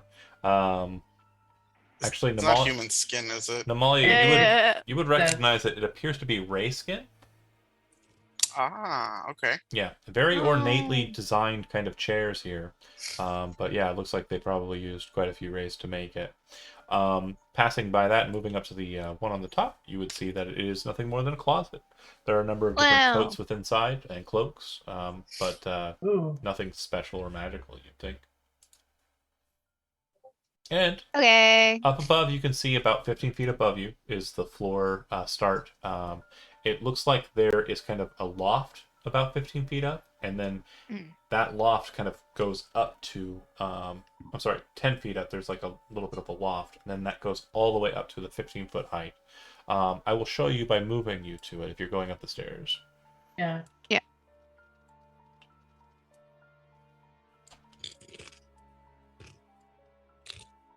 And shipping. Whoa. Ooh. Don't go through the walls. You shifting as I grab my tokens to move it. So I just went wee. So you would see Sorry. that on the walls here, similar to downstairs, but more so, there are a number of different paintings on the walls. The ones downstairs weren't noteworthy, weren't worth pointing out. The ones on here appear to be marking individuals, and underneath there's a series of names. The largest one, which would have been the one right at the loft start, is Melissa Montele, and it appears to be a painting of her. The description of the woman is blonde hair, very bright purple robes, and gown. She appears to be holding a scepter in one hand and an orb in the other hand. The orb has a kind of bright yellow gold flower atop it. And the scepter she's holding in her hand appears to be nothing more than a rose itself, just fashioned out of like bright yellow gold. Fancy. But the other names, not terribly important. I will get you a comprehensive list eventually. If you move through to that hallway, you can see that the staircase that leads down into the kitchen area is directly in front of you. There's a narrow hallway that leads to the north side of the house, and it looks like there's another hallway at the far end, just north of where the steps are located. 1 second. Sen, as everyone's moving, you realize there are a number of sounds that are being made by the floors, and you very quickly realize that if anyone is on this floor besides you, they would know that you're up here, because the floors are what are known as cricket floors. They're basically creating sounds that are very noticeable and very detectable, even if you are stepping loudly. I mean, besides the stepping loudly, there's also the fact that the floors are designed to make this noise. Yeah. Great. So And just as you come to that realization, the door on the western side in the hallway bursts open. perfect. You see a fellow kind of pop out. He is made out of metal, pretty much. His head is kind of like a domed helmet, not too dissimilar from your shield guardian, except that instead of having kind of like an open face, it has a single kind of porthole in its center. The thing kind of looks at you, and as it's kind of like stepping out of the hallway, you see that it's dragging something along with it, then pulls that thing out, and it is a massive axe. Oh. You hear a voice from somewhere in the chambers yell, "Do we have guests?" Is the response from the thing with the axe. "Go back to your room." It moves back into the room. Door shutting behind it. And then you hear the voice that seems to have come from the door across from it say, "If you're here to treat, please come speak with me. Otherwise, be on your way." Well. If we're here to what? Treat. Treat. Treat. Yeah. Talk. Yeah. The fancy word. We're not here to trick. It would have been perfect if this was from last week. Girl, It's you close always enough, know it's you're close here to enough. trick. It's Halloween year round here, baby. This one? Also, your Right? mother. Oh! Yeah, Mom's out. Said you'd step in to this room. It appears to be a very lavish office filled with books, scrolls, basically from floor to ceiling. The ceiling in this room is a little higher than the ceiling in the hallway beyond. You would see that it was probably about 12 feet versus the 8 feet you've been dealing with. Seated at a desk, kind of in the center of the room, is a gentleman in kind of bluish colored robes with kind of gold and kind of, you know, and kind of designs underneath. He is a very suave looking gentleman. The thing that you would notice mainly is that he has a kind of holy symbol on his chest, which some of you would recognize, specifically Aveline, as the symbol of Ashmedea, the demon prince of greed, also the master of Gulthias.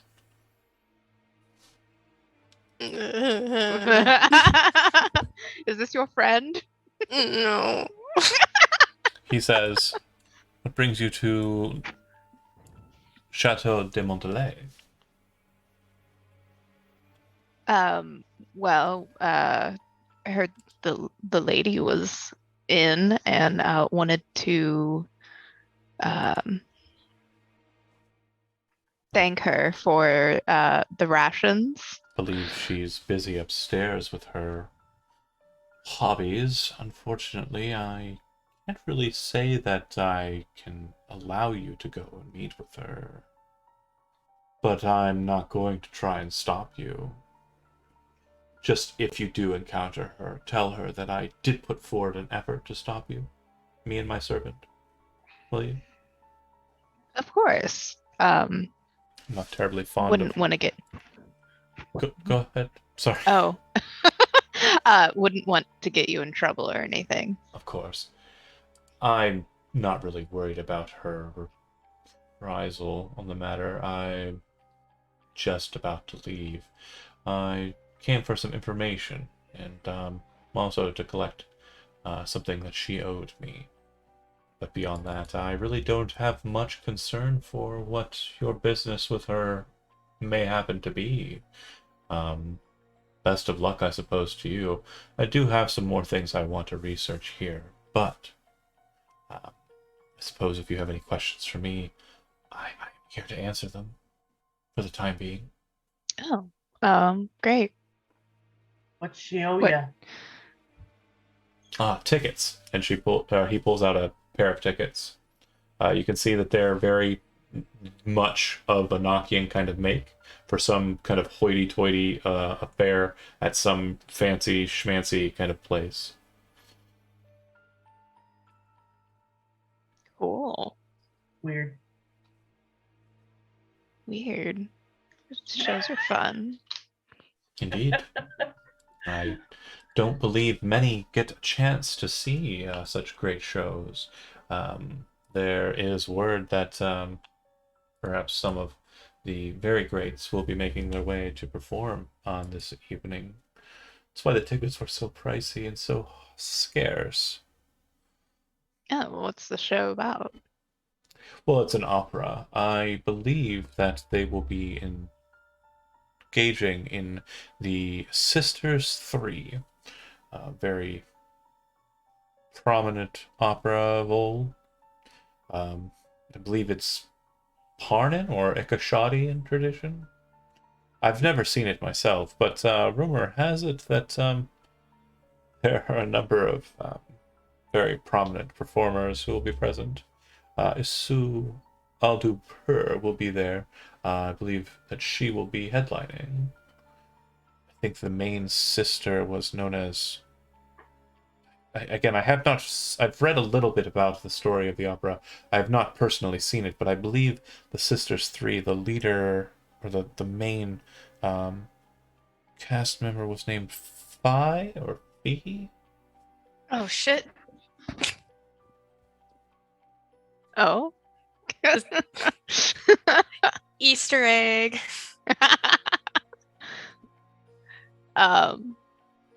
Well, I hope that you enjoy the show. I guess. I believe that she will be attending as well. But Unfortunately, she had a guest for her ticket, which is why I required these additional ones to be acquired. Well, fair enough. Um, I'm assuming your Good. presence here is probably not a kindly one, just based on your weapons out stances. I'm assuming you mean to do her harm, is that right? Well, we hope to not have to do her harm. We actually just have a question for her. Well, if you do end up engaging in harming her, please make sure to recover her ticket. And I suppose I'll wait around a little while longer, just to see if you'll be willing to part with it. I mean, suppose ticket's yours if it comes to that, but I mean, hope not. So he, well then I'll be here, waiting for you to bring back that last ticket. Great. And We'll see he's if she's open for questions. got a smile on his which face. You have no knowledge of, so Do apologize too if you are meaning on going upstairs. A number of her hobbies are a bit macabre. Weird. Noticed from Disgusting. the head ladies, but all good. All The right. flesh closet. The, f- the flesh closet. Very good. Say flesh closet. If you step outside, you would look. If you pop open the door where the weird one-eyed knight was, you'd see that there's kind of just a strange room filled with like dolls that are kind of laid out on a bed, laid out on shelves. There's just a bunch of these small dolls that have been kind of placed all out and about. Some of them have similar looks. Some of them are very different. I'd say the most numerous of them appear to be just kind of store-bought that you'd see kind of like in knock, at random toy stores with the windows of toy stores, etc. But there are a couple in there that very much stand out. They appear to be more on the kind of caliber of craftsmanship as Adeline is. Like, not so much just a doll that was kind of, made for play, more one that was built for almost sentience. And they're Wow. dolls. I mean, like, Yeah. Creepy dolls. Yeah. Spooky. Oh, Well, and we then know she's upstairs, also the guy with the axe who's just kind of standing there in the room. chilling. Yep. Just kind of give him one of those little upward nods, like, hey. Oh, as the last of you kind of leave, he kind of pops out the door behind that person and says, one moment, the door on the other side here, there's two doors that are adjacent to each other, just north of the servants' passage. Mhm. Please don't go in there. That's my bedroom. It's where I've been staying for the last couple of days. Please just avoid those. If you're going up to meet with her, if you go to the door at the end of the hall nearby, that's where that is. Oh. This one. Watch out for the beds. He's talking about this one, He's right? talking about that one. Great. Let's go. We want to go upstairs? Yeah. Let's go. All right, you pop open the door. Inside, you would see a bed chamber. Looks like a master bed chamber if you had to venture a guess. Based on what you're looking at, you can see that there are a number of different kind of pieces of furniture throughout. Bed's a little bit disheveled, like someone had just slept in it earlier today. There does appear to be a closet door on the right side, but from what you can tell, there's really not much to it beyond. Namalia, when you step into this place, very similarly to how it went with the bed chambers downstairs, you immediately have your eyes drawn to the ceiling. You can see that there's a trap door very subtly placed directly where Sen is standing, like right above Sen's head. Amalia will point it out. Okay.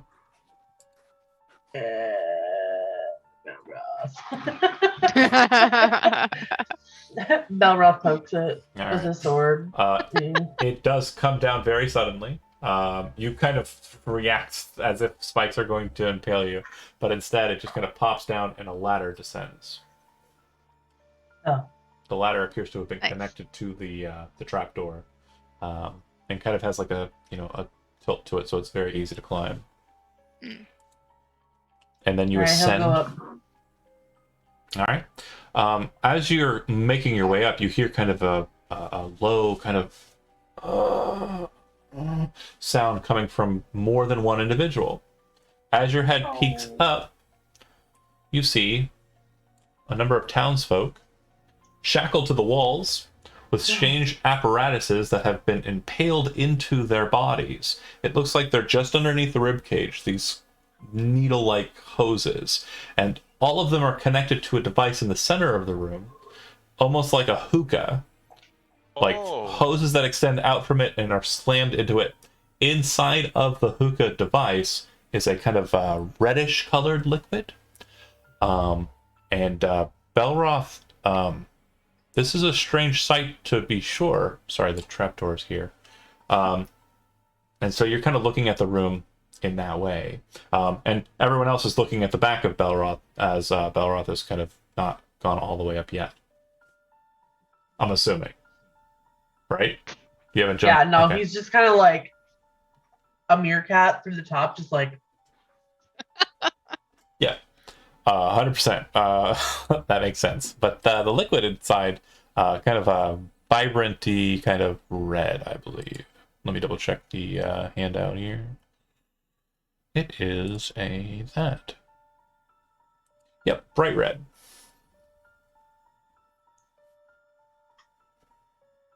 He's gonna be like, what the fuck? Like, legit. Just is gonna say that. Just like, what the fuck? Oh, Mr. Anti-Stealth Man.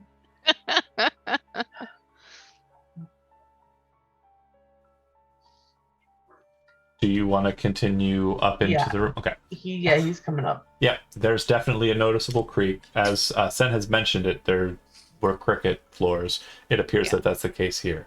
You very quickly realize, Belroth, that if someone's on this floor besides you, they are well aware that you have entered this floor now. Sen, do you follow up next? Yes. Okay. You see the situation as I described it, but you get a different view of it. You, being a street folk, knowing a bit about the world, actually recognize the red liquid that's sitting in there. The red liquid in question is a very, very, very rare but very expensive drug called agony. Agony is also known as liquid pain. It is very highly sought after by spellcasters, specifically those who kind of deal in pact style magic. Mm-hmm. You would know that it is not a good thing to be around. It is also, the people who would be interested in it are not good people. Right. Shit. Belroth is just like, do I smash it? Do I see don't Belroth touch it. holding it? No. Did Belroth pick it up? No. Okay. He's 'cause asking Sen if he should smash it. the vial. No, don't touch it. The vial is connected to all of these people on the walls. Also, another note, the people don't seem to even notice you exist. They literally look like they're in a state of torpor, like they're conscious, but they are absolutely just like nulled or numbed to everything. If you'd like, you could make a history check, Sen, since you know a little bit about the drug, to know a little bit more about its creation. 10. We're not very smart. You don't know how it's made, but this appears to be it. Great. Can we follow suit? Yeah, everyone heads on up. I'll get you up there. I assume everyone just kind of piles in. Yeah.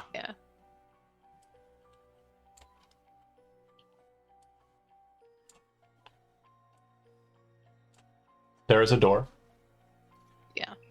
This one. The door is locked. Do we want to open it, guys? When Terry comes up, he's gonna like point at like the middle thing, like, so what the fuck is that? Don't touch it. Belroth, as you kind of cross the room and get to the window, you would notice that the window is kind of like dirty, but it's clean enough on this side that light is able to kind of distill inwards. But the dirt on this side, you actually see something that kind of like is a bit haunting. You see what appears to be like a figure drawn with kind of like a happy face. And underneath it, written in Draconic, it says, "Happy thoughts." I'm burning this place. Yeah, let's open it. I'm guessing that guidance was for me. You're burning this place to the ground. You Needed it. managed to break the lock. Yeah, it pops open. Inside is a musty kind of attic space. Oh, hold on. We're in dark mode on the stream. Yeah, very musty looking attic. Inside, you would see what appears to be just mess of shit. There's a steel cage which appears to have a dead cat inside of it directly in front of you, like skeletal kind of dead cat inside of it. Old kind of chairs that look like they might have been the ones that were present downstairs before the ray skin ones were placed. There's suits of armor that look like they've been rusted and been up here for quite some time. Boxes, numbers of different things just kind of littered throughout the space. Basically a bunch of junk. You would notice that the box, as you kind of look at it, looks like it's easy enough to open. And if you kind of just look inside real quick, you would see that there's clothing. It looks like very neatly folded clothing of all different styles and shapes and fashions and sizes. With holes in it? Nope. The people who are on the walls are sorry, they're not wearing shirts. Apologies, I didn't describe that. They are wearing like very little clothing. The tokens are wearing clothing, but yeah, I wanted to leave it to the imagination if I didn't have to describe it. But I think that's what you were going for, right? Yeah, the people on the walls, they do not have tops on. Sorry. Well, that and just like they just decided to keep the clothes of whoever died in the beds. Oh, that too. Oh, I get you. Yeah. No. They don't have holes in them. No, not these ones here. Okay. Was that vial thing like just something you could just like? So you're also grab? streetwise. So go ahead and do me a Oh, favor no. and make a history check. God damn it! If you touch this, You would recognize what it is. It is agony. With a 23, you'd actually know quite a bit more about it. So let me tell you exactly what agony does upon consumption and about what it's worth. Agony is a thick reddish liquid that is distilled. It's the distilled essence of pain, captured using special methods, like this strange hookah device. It is highly sought after by evil outsiders and also spellcasters who treat with them. After you drink this drug, you are stunned for 1d4 plus 1 rounds that cannot take reactions for 1d6 minutes after that. After these additional effects end, you gain a +2 bonus on all charisma-based attack rolls, ability checks, save DCs, and saving throws for 1d10 plus 50 minutes. Additionally, you feel a feeling of intense pleasure that lasts for 1d4 hours from when you first take the drug. Drugs have an addiction. This drug, after the effects of the drug wear off entirely, you must make a Constitution saving throw DC 18 or become poisoned for 1d6 plus 6 days or until you get another dose of agony. If you're immune to the poison condition but you willingly took this drug, the drug ignores your condition immunity.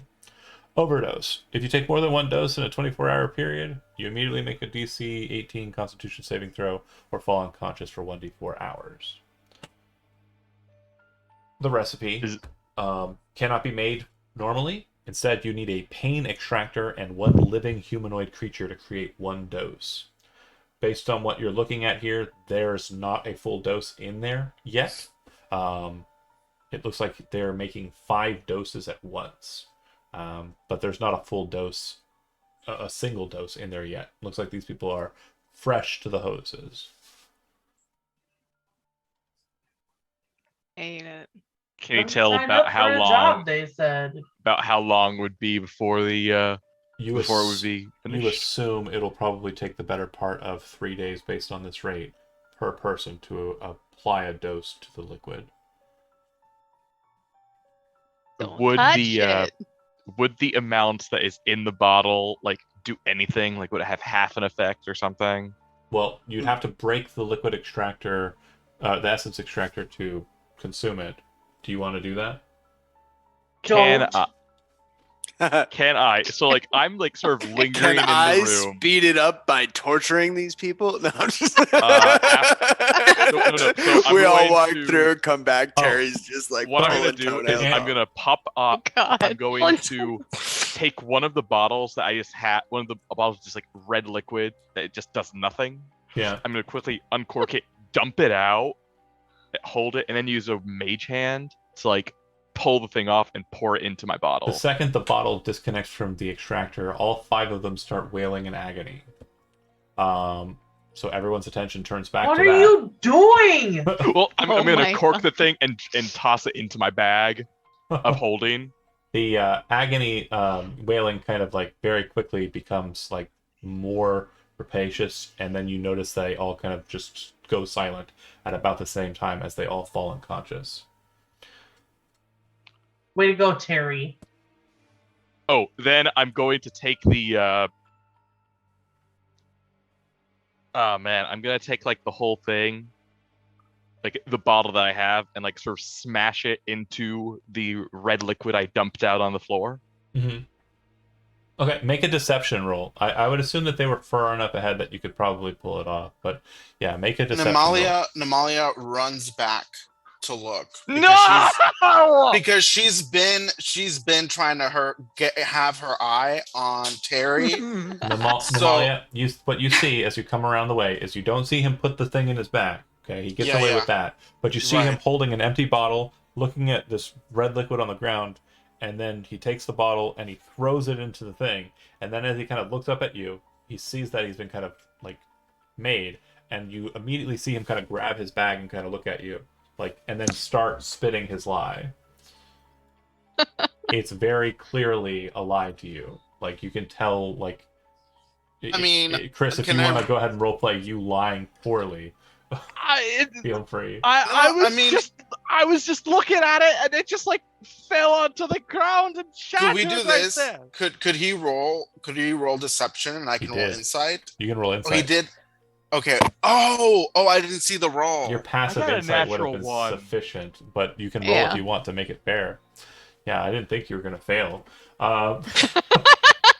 I was pretty sure A Chris was nat. boned on that. Fucking nat one. But yeah, absolutely. So you would You- catch him out in the lie. I don't know what you just did. What did you just do? Why do you sound like a disappointed mom? Because Namalia is He- kind of Because the mom. Damalia is the disappointed mom right now. Yeah, Like, she she is. What did you do? she is auntie. Oh. Maybe we could keep it from like falling into the wrong hands or something. I think you are the wrong hands. Was that a character? Yeah. Namalia's like, I like this girl. Why'd you make them scream? What happened? They just started screaming. He's lying. Hold on. Let's see. Someone set his pants on fire because this boy be lying. What do I need to roll? Insight? Yeah, no, I'm not buying it. You'd have to roll pretty bad. Well, listen. Wait, is anyone in this Belroth. party good? Yeah. Wait, am I good? What? Oh yeah, I am good. Okay. I'm also good. Okay, so I'm Namalia not will quite say evil. Namalia Not quite. would say, Balroth, can you hold it? Can you hold it, please? No, just get rid of it. Get rid of it. How? How do I we don't- destroy it? I don't know. Dump it out or We something. put it I think in- we- put I think- it in the I have green a good goo. idea. I think we should make him take it. What? I mean, Or we could Oh. put it in the green goo. Hold on. Hardly seems like a punishment. That's exactly what I was thinking. Jay. You know what? Great You know what the minds real think alike punishment would here. be? You should No. make him watch me take it. No. Oh, Okay, until we can figure out exactly what we're going to do with this, no one's taking it. Balroth, you keep it. You safeguard it. Oh my god. Based on your knowledge, as it's being taken away from you, Terry, the amount that's present is probably about half a dose. You know that a dose of agony typically goes for about 2,500 on the streets. No, we're not selling it. You people and your morals. And you would also know that the device that's connected to the people is a pretty decently made pain extractor. All you would need is living humanoids to feed to it to make doses. Anyways, show players Or agony. I'm curious about whether or not Terry would hand it over. Just like that. So Terry's gonna reach into his bag and just pull out a vial of red liquid. Make a deception check. He's still going. He's a con man. What do we expect? Apparently, not a very good one. Balroth, You can't keep shit from Namalia, honey. No, not Namalia. Balroth is like, Fine. So he's gonna use he's gonna like hold the bag open, hold his hand above it, use his mage hand to like pull the actual thing out this time. Holding it with his mage hand, he's like, fine here. All right, what happens if it like actually physically take the bottle you're fine. and put it in my bag? Yeah. Okay, Nothing. all right. It's in the bottle. It's Yeah. Okay, good. It's Because ingested. like he's being weird about it, so I'm just like, Yeah, it's ingested. okay, so You would also know this as well, Terry, that it's ingested. Either you imbibe it, you burn it to make it into like a fume. You can also inject it. You can also so it's met. take it rectally. Oh. It depends on how you want the substance to be imbibed. Can you put it in your eye? Terry's just like doing this as like a show in attempt to make it look like, yeah, like I'm the one who knows how to deal with this stuff. You should let me hold it. But obviously it's not working. But that's why he's using mage I'm not hand at gonna this point. I'm not gonna let you do another deception roll because No, I get it. He's failing, but that's the he's trying After to do all that, of that, but he he's finally not convinces successful. people that he's not being shady. So he's still trying but failing. Sen, you would see that there is a path kind of moving through, and you kind of move Yeah. out a little bit from them. As they're kind of talking, you would actually notice that the skeletal cat in the cage next to it has actually moved. It appears to be taking an interest in what's going on. Oh Yeti? shit! It's alive. Yeah. Is it this cage? Yep. Oh shit! Or unalive, I guess. You kind of move It's over to it, and it kind of shroud looks danger. at you as you approach. Kind of. The hair is kind of hanging off the bone. You can see the glow of necromancy in its eyes. It appears to be an undead cat. Kitty, kitty. I'm gonna try and pet it through the thingy. Oh, there's a cat. It's like, Pet. don't make, Oh, there he is. don't make cat There it noises. Oh, is. you're talking to me? I'm a boy. There's the Look at that boy. Okay, no. Okay, no. You don't go up there. You go down here. or at least like poke him a little bit through the cage. Yeah, I tried to bite Tickle you. his chin. Oh, okay. Oh no. It doesn't hiss or anything. It doesn't seem vicious. And then Tickle the if you kind of chin. like lean in to do it, it will attempt to bite at you, but not fast enough that you can't dodge it. It does appear to be a feral undead skeletal cat. Hungry baby. Doesn't appear Can to I have keep any it? Do I organs cast to be on. speak with animals or speak with dead to talk with it? I have both. I mean, that's a good question, though. Can I keep it? If you want to, Yes. again, there is another door just along the way. If you Yeah. had to venture a guess, the only other place in this chamber is there. That there's the only other Yeah. spot.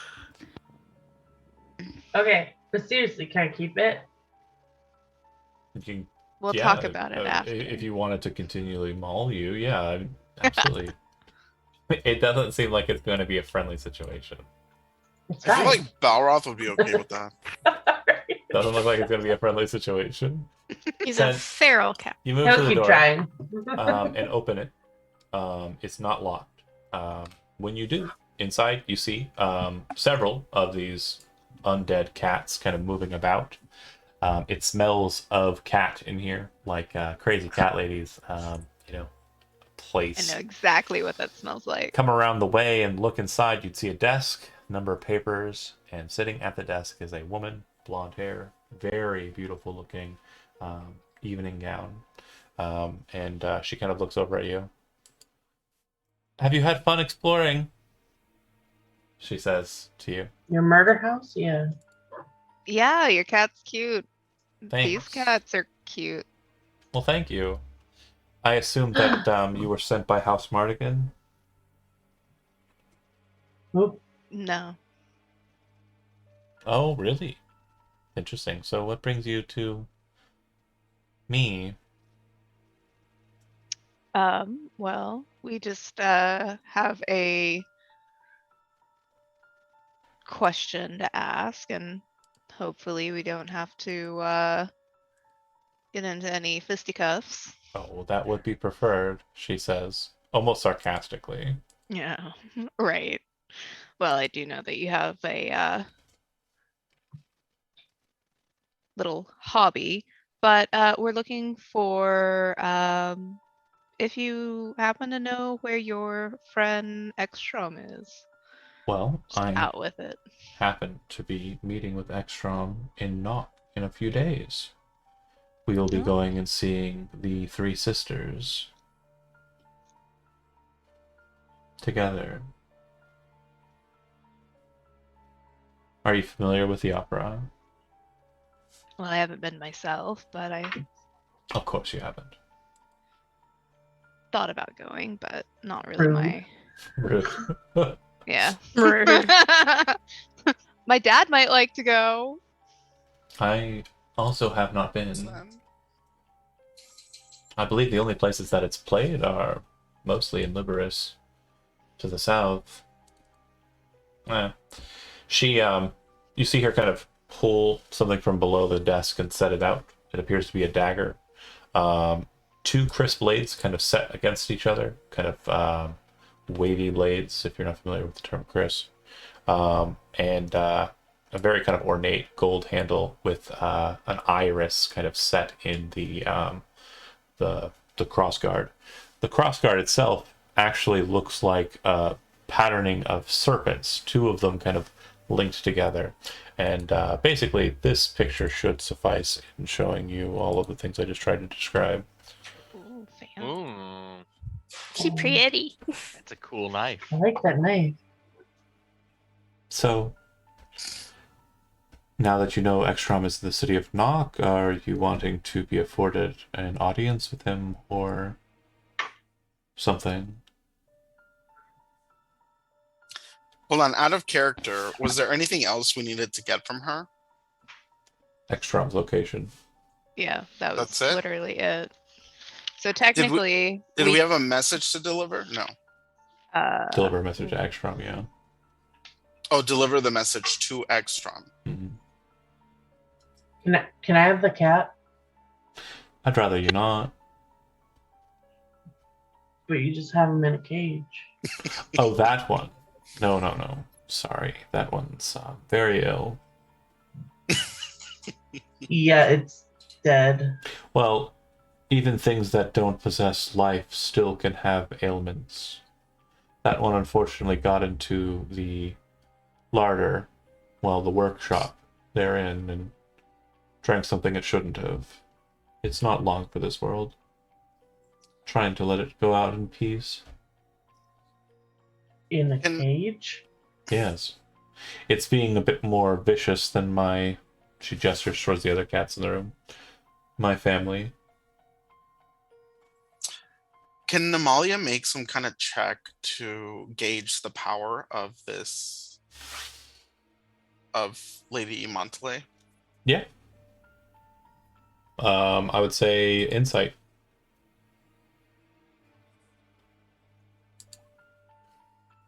Her eyes are bright green. Her beauty is uncanny. She just appears to be non-human. Something about her is awe. She doesn't have it, the ears for it, but you can definitely sense there's a touch of Feywild here. Like something about her is beyond human, beyond elf even. Yeah, I mean, Namalia really wants to put this lady down. What she's done in this place is like really strays from the path of balance and of what Namalia feels like is she feels like this is really an affront to nature, an abomination to nature. If that's what's boiling up in your head, just tell me how you want to enact it. So I don't know how to communicate that to the other folks, because I know they probably don't give a damn in the same way. Maybe Belmont. Belmont. Belroth, sorry. I got fancy. I was about to say, So- let's give him a whip. Would Terry notice Namalia like sort of looking at this lady funny? Make an insight check. Belroth is 100% there. All she gotta do is twitch I that. am rolling like shit. Let me explain something to you, Terry, and I know I'm going to get a laugh from Jizo on this one. It's going to be great. Namalia is sizing this lady up like Namalia usually sizes you up. Take that as you will. Zizo, enjoy that. It's just so lost. Oh, yeah. So Terry, The layers of that statement. Oh my god, so meta. Well, okay. He's trying so hard. I'm trying to decide how to, there's two ways I'm going to respond to this. Can I just like use a D20 as like coin flip real quick? Do what you like. Okay.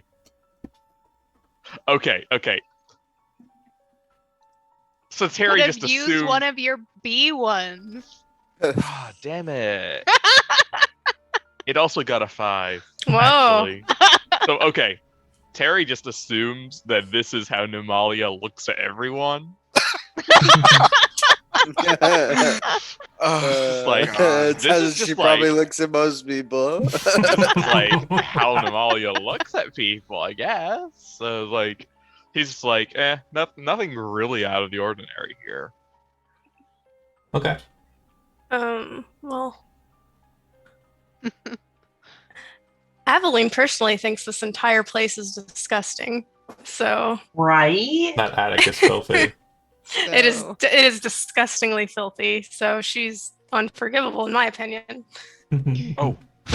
Okay, out of character, because I wasn't here. Were we sent to kill this lady or just No. No. Yeah, no, Not we even at all. Even a Yeah. little. We And coulda- nothing. we We're could- just murder hoboed our way through this unnecessarily. Yeah. Oh.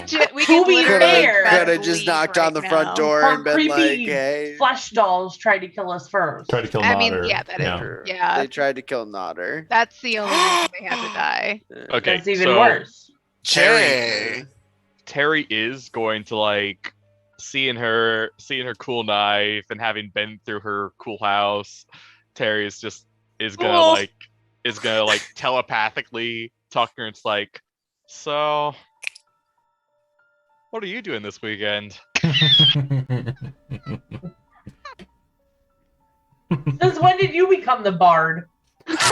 Oh, Hey, it's He's one of my learned well. character traits. We spent one night together, and this is what's become of him. Oh my gosh, you gave him a taste. Bad influence. A Oh my night and God. knock, and this is what happens. Oh no. A night and knock. Oh God. Oh no. That sounds like a musical. there's no response. It doesn't seem like Wattpad fan fiction. it doesn't seem like she responds to that inquiry in her mind.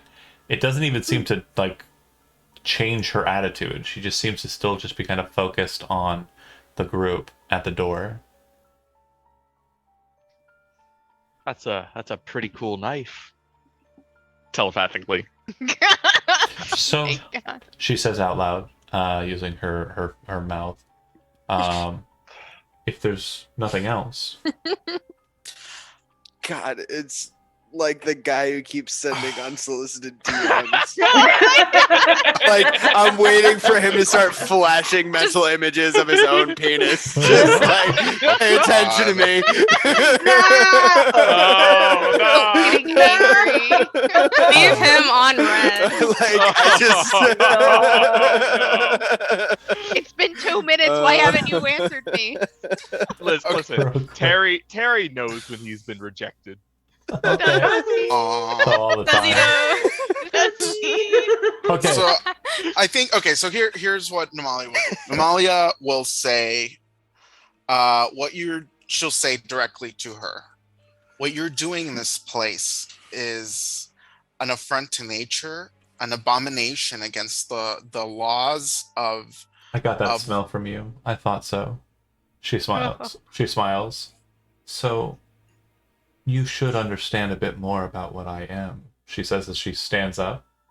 And you see her kind of like roll her hand over her face, and you immediately actually pick up on it. Being a druid, you would realize that she is a nymph. She is a very powerful fey creature. And she says to you, some evils are necessary in this world. If it weren't for my transactional bargains, there would be demons all about this world. Foolish adventurers like you have unlocked very powerful things in this world around Nock. And House Montele is willing to get its hands dirty where others are not. I create a substance that is desired by these creatures and keeps them from passing into our realm.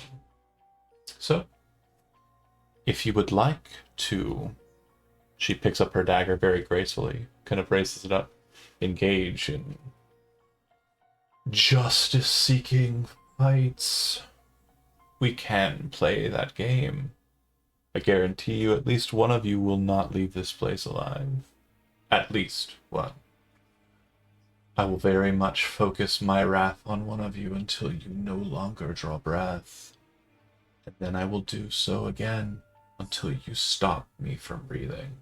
And in a year and a day, I will return to House Montele, and I will seek you out. One by one, I will murder you all. If you want to play that game.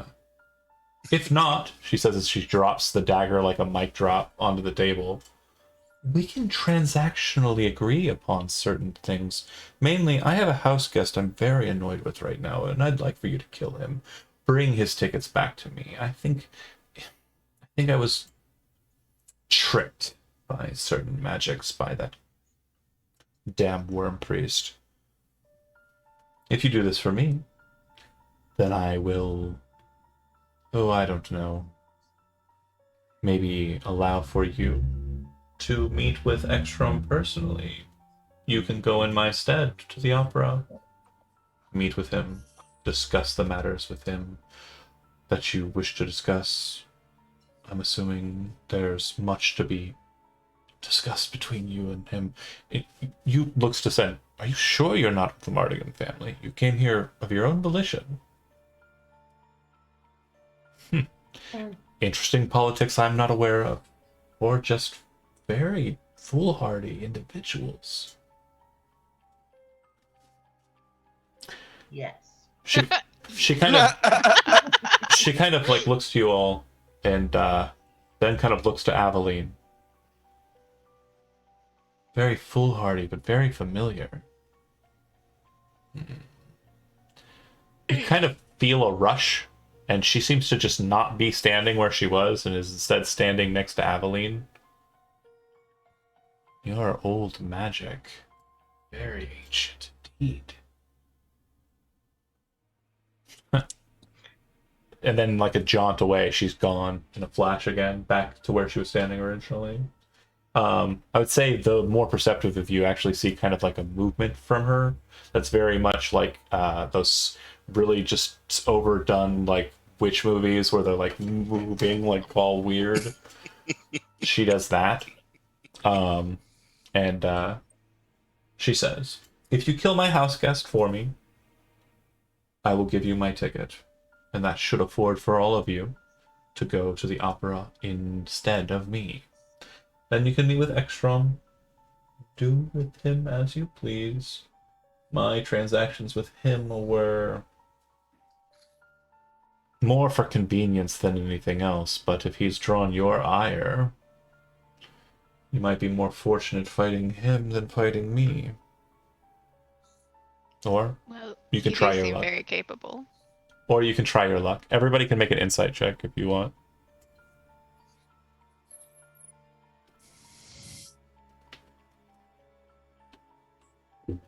Yeah. Sen, you're the only one that catches wise. Everyone else is like, yeah, she's not bluffing. She's fucking hardcore. But Sen, you've been in enough kind of tough situations and seen people kind of work their way out by bluffing alone. This isn't a bluff. She's intimidating. She's trying to up her kind of presence here. She's intentionally saying words that sound fucking scary, and it seems to be kind of working on most people, but not so much you. You don't think she's as capable as she's trying to sound. Take that as you will.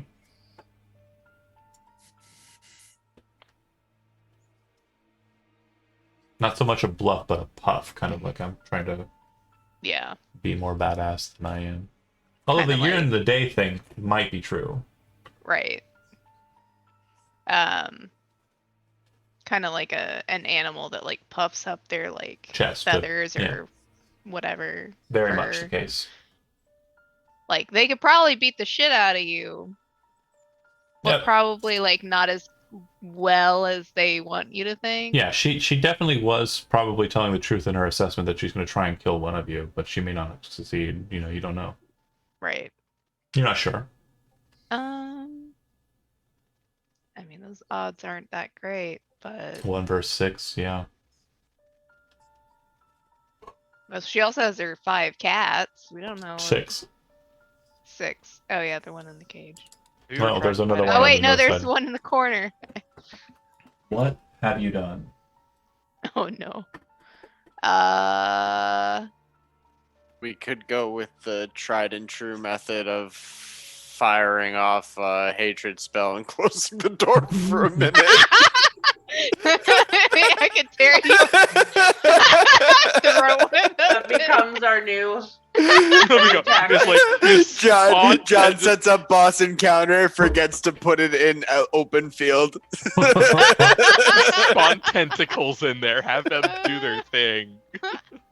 Namalia, like conveniently just looking away. Yeah. I mean, I just Do we wanna go Namalia- to the opera? like Namalia really wants this woman dead. But I don't know. I feel like it's complicated. Only you can prevent evil fae, pain guzzling demon witches. Yeah. Well, not demon, but yeah. Yeah. Kind of pulling, giving her like a one moment. Let's let me discuss to see if we are available to go to the opera and help you with your house guest. Great. Kind of pulling them away and gathering them. Can Terry do the telekinesis, telepathy with multiple people at the same time, I can do one at a time, one at a time? but I can't make it. I can. It's a DM, not a group chat. Yeah. So whispering, Sin would say, so I don't think she's entirely bluffing, but her bark is a little harder than her bite. Amalia would go like this. Do we want to? Elros starts turning around. All right, let's do this. And Terry, do you have that tentacle thing again? We might just yeah. be able to do that. Can you do that again? No, we don't have any more of that. Kind of blew my load in the other room down there. Please don't say it like that. No. Please don't say it like that. Solicited deepens, blowing his load. Especially with tentacles. Oh What god. is with this episode? I'm logging off. The new title is Hymns with Ties. Oh no. This is just like the trauma episode. So much trauma. All the drama ever. This is the Terry causes problems episode. John's face. Wow. I'm just like, Oh my god. John deletes the server. shit. Delete server. Yeah. What are we doing? I mean, I don't like the guy downstairs too much. We could kill them both. Out of curiosity, John, as a fey creature, is there anything I would know about nymphs? Like, is Yeah. she wrong? Is she actually serving a function by being here? Like, would I? Well- I like personally. It seems like I personally like don't think. If what she I said would is wanna fuck true, with her. and Yeah. she is giving the agony to evil outsiders, demons, and stopping them from entering into the mortal realm, then that's a great thing. That's obviously Right. good, but it's obviously bad because these people have to suffer for her to make the agony. As a nymph, you would know that if she turns it on, she's gonna blind people with how hot she is, and Yeah. she can probably melt people like physically at the touch, and she can probably cause you to permanently lose your hearing forever and ever, not just like Yeah, Jai doesn't see the value of taking her out outweighing the like risk and or ripple effect of taking her out. You know what I mean? There's like Yeah, that's there's fair. ramifications for removing a link in a food chain, and Yeah. not all of those can be foreseen. You know what I mean? And I've played games before where you think you're taking out a good thing by killing a villain, and then there's a demon in the world. Yeah. So, That's true. like, If you want to pull a Tim, pull a Tim. yeah, this like Jai as a character and Zach as a player both have no interest in this fight. Like, Also, if we help her out, she might be. I don't know. Maybe we could get something out of that. I mean, we she's will. offering us tickets to the opera. right. Yeah. Seems very transactional and very neutral. I and, think like, Elros like, finds a newfound love for. sometimes you got to do bad shit to do good shit. And I like, think if Jai would put it that way to Namalia, I think Namalia would like begrudgingly let it go. Yeah, If Clenched there fist, was white knuckles, kind of okay. right, if there was like an ecological sort of argument for letting Right. this toxic predator Right. live, a toxic predator is still part of the chain as far as we know at this time, right? Hmm. right. Okay, so Namalia is like, okay, hands up. Whether or not we kill the guy at the bottom, Namalia's cool with it. She's willing to take him out if that's what we need to do. Yeah, fuck that guy. You hear I kind of a don't give a shit about him. voice come from the room. Have you made a decision? Oh, I want to go up and just kind of peek in and be like, we'll rid you of your house guest, milady. Oh, I kind of overheard what you were talking about. If it makes you feel better about it, just know that he is a worm priest, a cultist of the demon prince Ashmedea, and a servant of a vampire lord named Gulthias.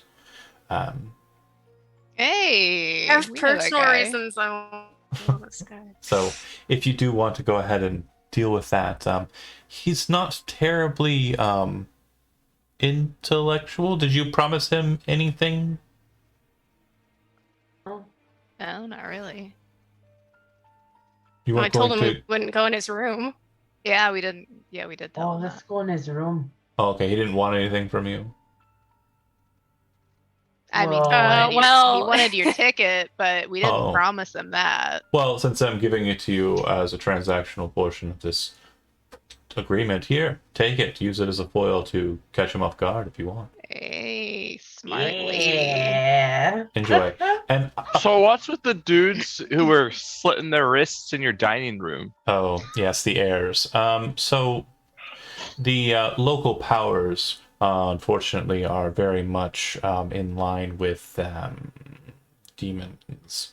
It would seem that a lot of the creatures on the other side of the mountains, specifically on the other side of Sifford's Pass, are very much in league with oddly enough, the trio of demons mentioned in that very opera. They are leading these individuals in hopes of returning something very powerful to the mortal plane. And unfortunately, most of the people on the other side of the veil are only interested in their own well-being and desires, which is why my situation is so fortuitous and my placement is so precise. If I can maintain a steady flow of liquid pain, they will not desire to come out this way. But the humans, the heirs, are very much Dead. of the mind to try and draw Crazy. them forward. And yes, I'm aware. I saw that. It was well done. Thank you for not disrupting my ornamentation. I appreciate that. It's a very powerful spell that I had cast for me, and it would take some time for it to be renewed. A meeting room where I don't have to be there, it's kind of the best thing. Anyways, I would say that if you do your worst to this individual quickly, the more quickly the better, and then be on your way. Do you have any other qualms or concerns? It does sound like you are concerned about me. Guy with the hat. The I don't like him.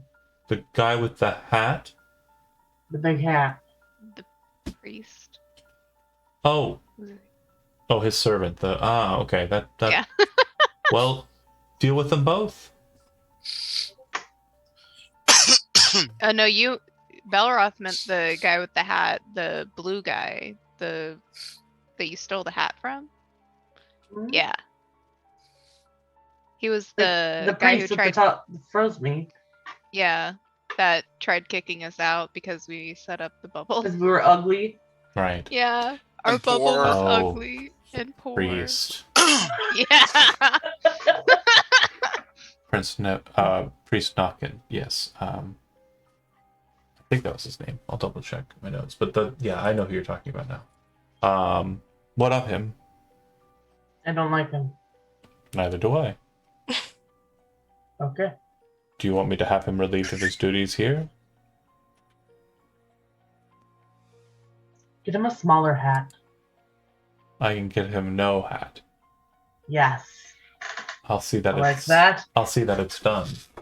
I believe that's more than fair. I didn't really like him, and it's more a favor to myself, I guess. I am supposed to be on vacation. All right. Anything else? Amalia No. is just like, what is happening? If nothing else, you descend down the steps to the room with the guy. And you have Wait, the did we want to give her the agony that Terry tried to steal? No. Okay. Mm.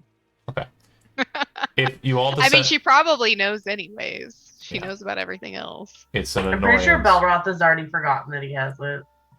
It's an annoyance, but a minor one.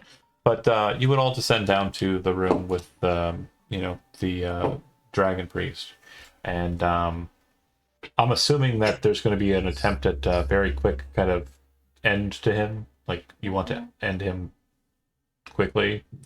Mm-hmm. So tell me how that's going to happen. Only one person's going to be able to make that kind of surprise round operation before he's able to engage back at you. So how would you like to, as you're walking down to the ladder and moving down the ladder, you're obviously talking about the plan. There's only about a minute left. How do you want to do it? Or do we want to start this? If you got something, go. Well, all I can offer is like literally manifesting my echo right behind him and just stabbing him. Okay. Yeah. We do distract know him with the ticket. damage-wise, who's the real hitter, though? Who's going to be able to do the most damage in a dump truck-like attack? The shield guardian rushes up and just... yeah. It's copper with the chair. From the top rope! It might be a magic then. 7d6 psychic damage is pretty good. Yeah. In chat.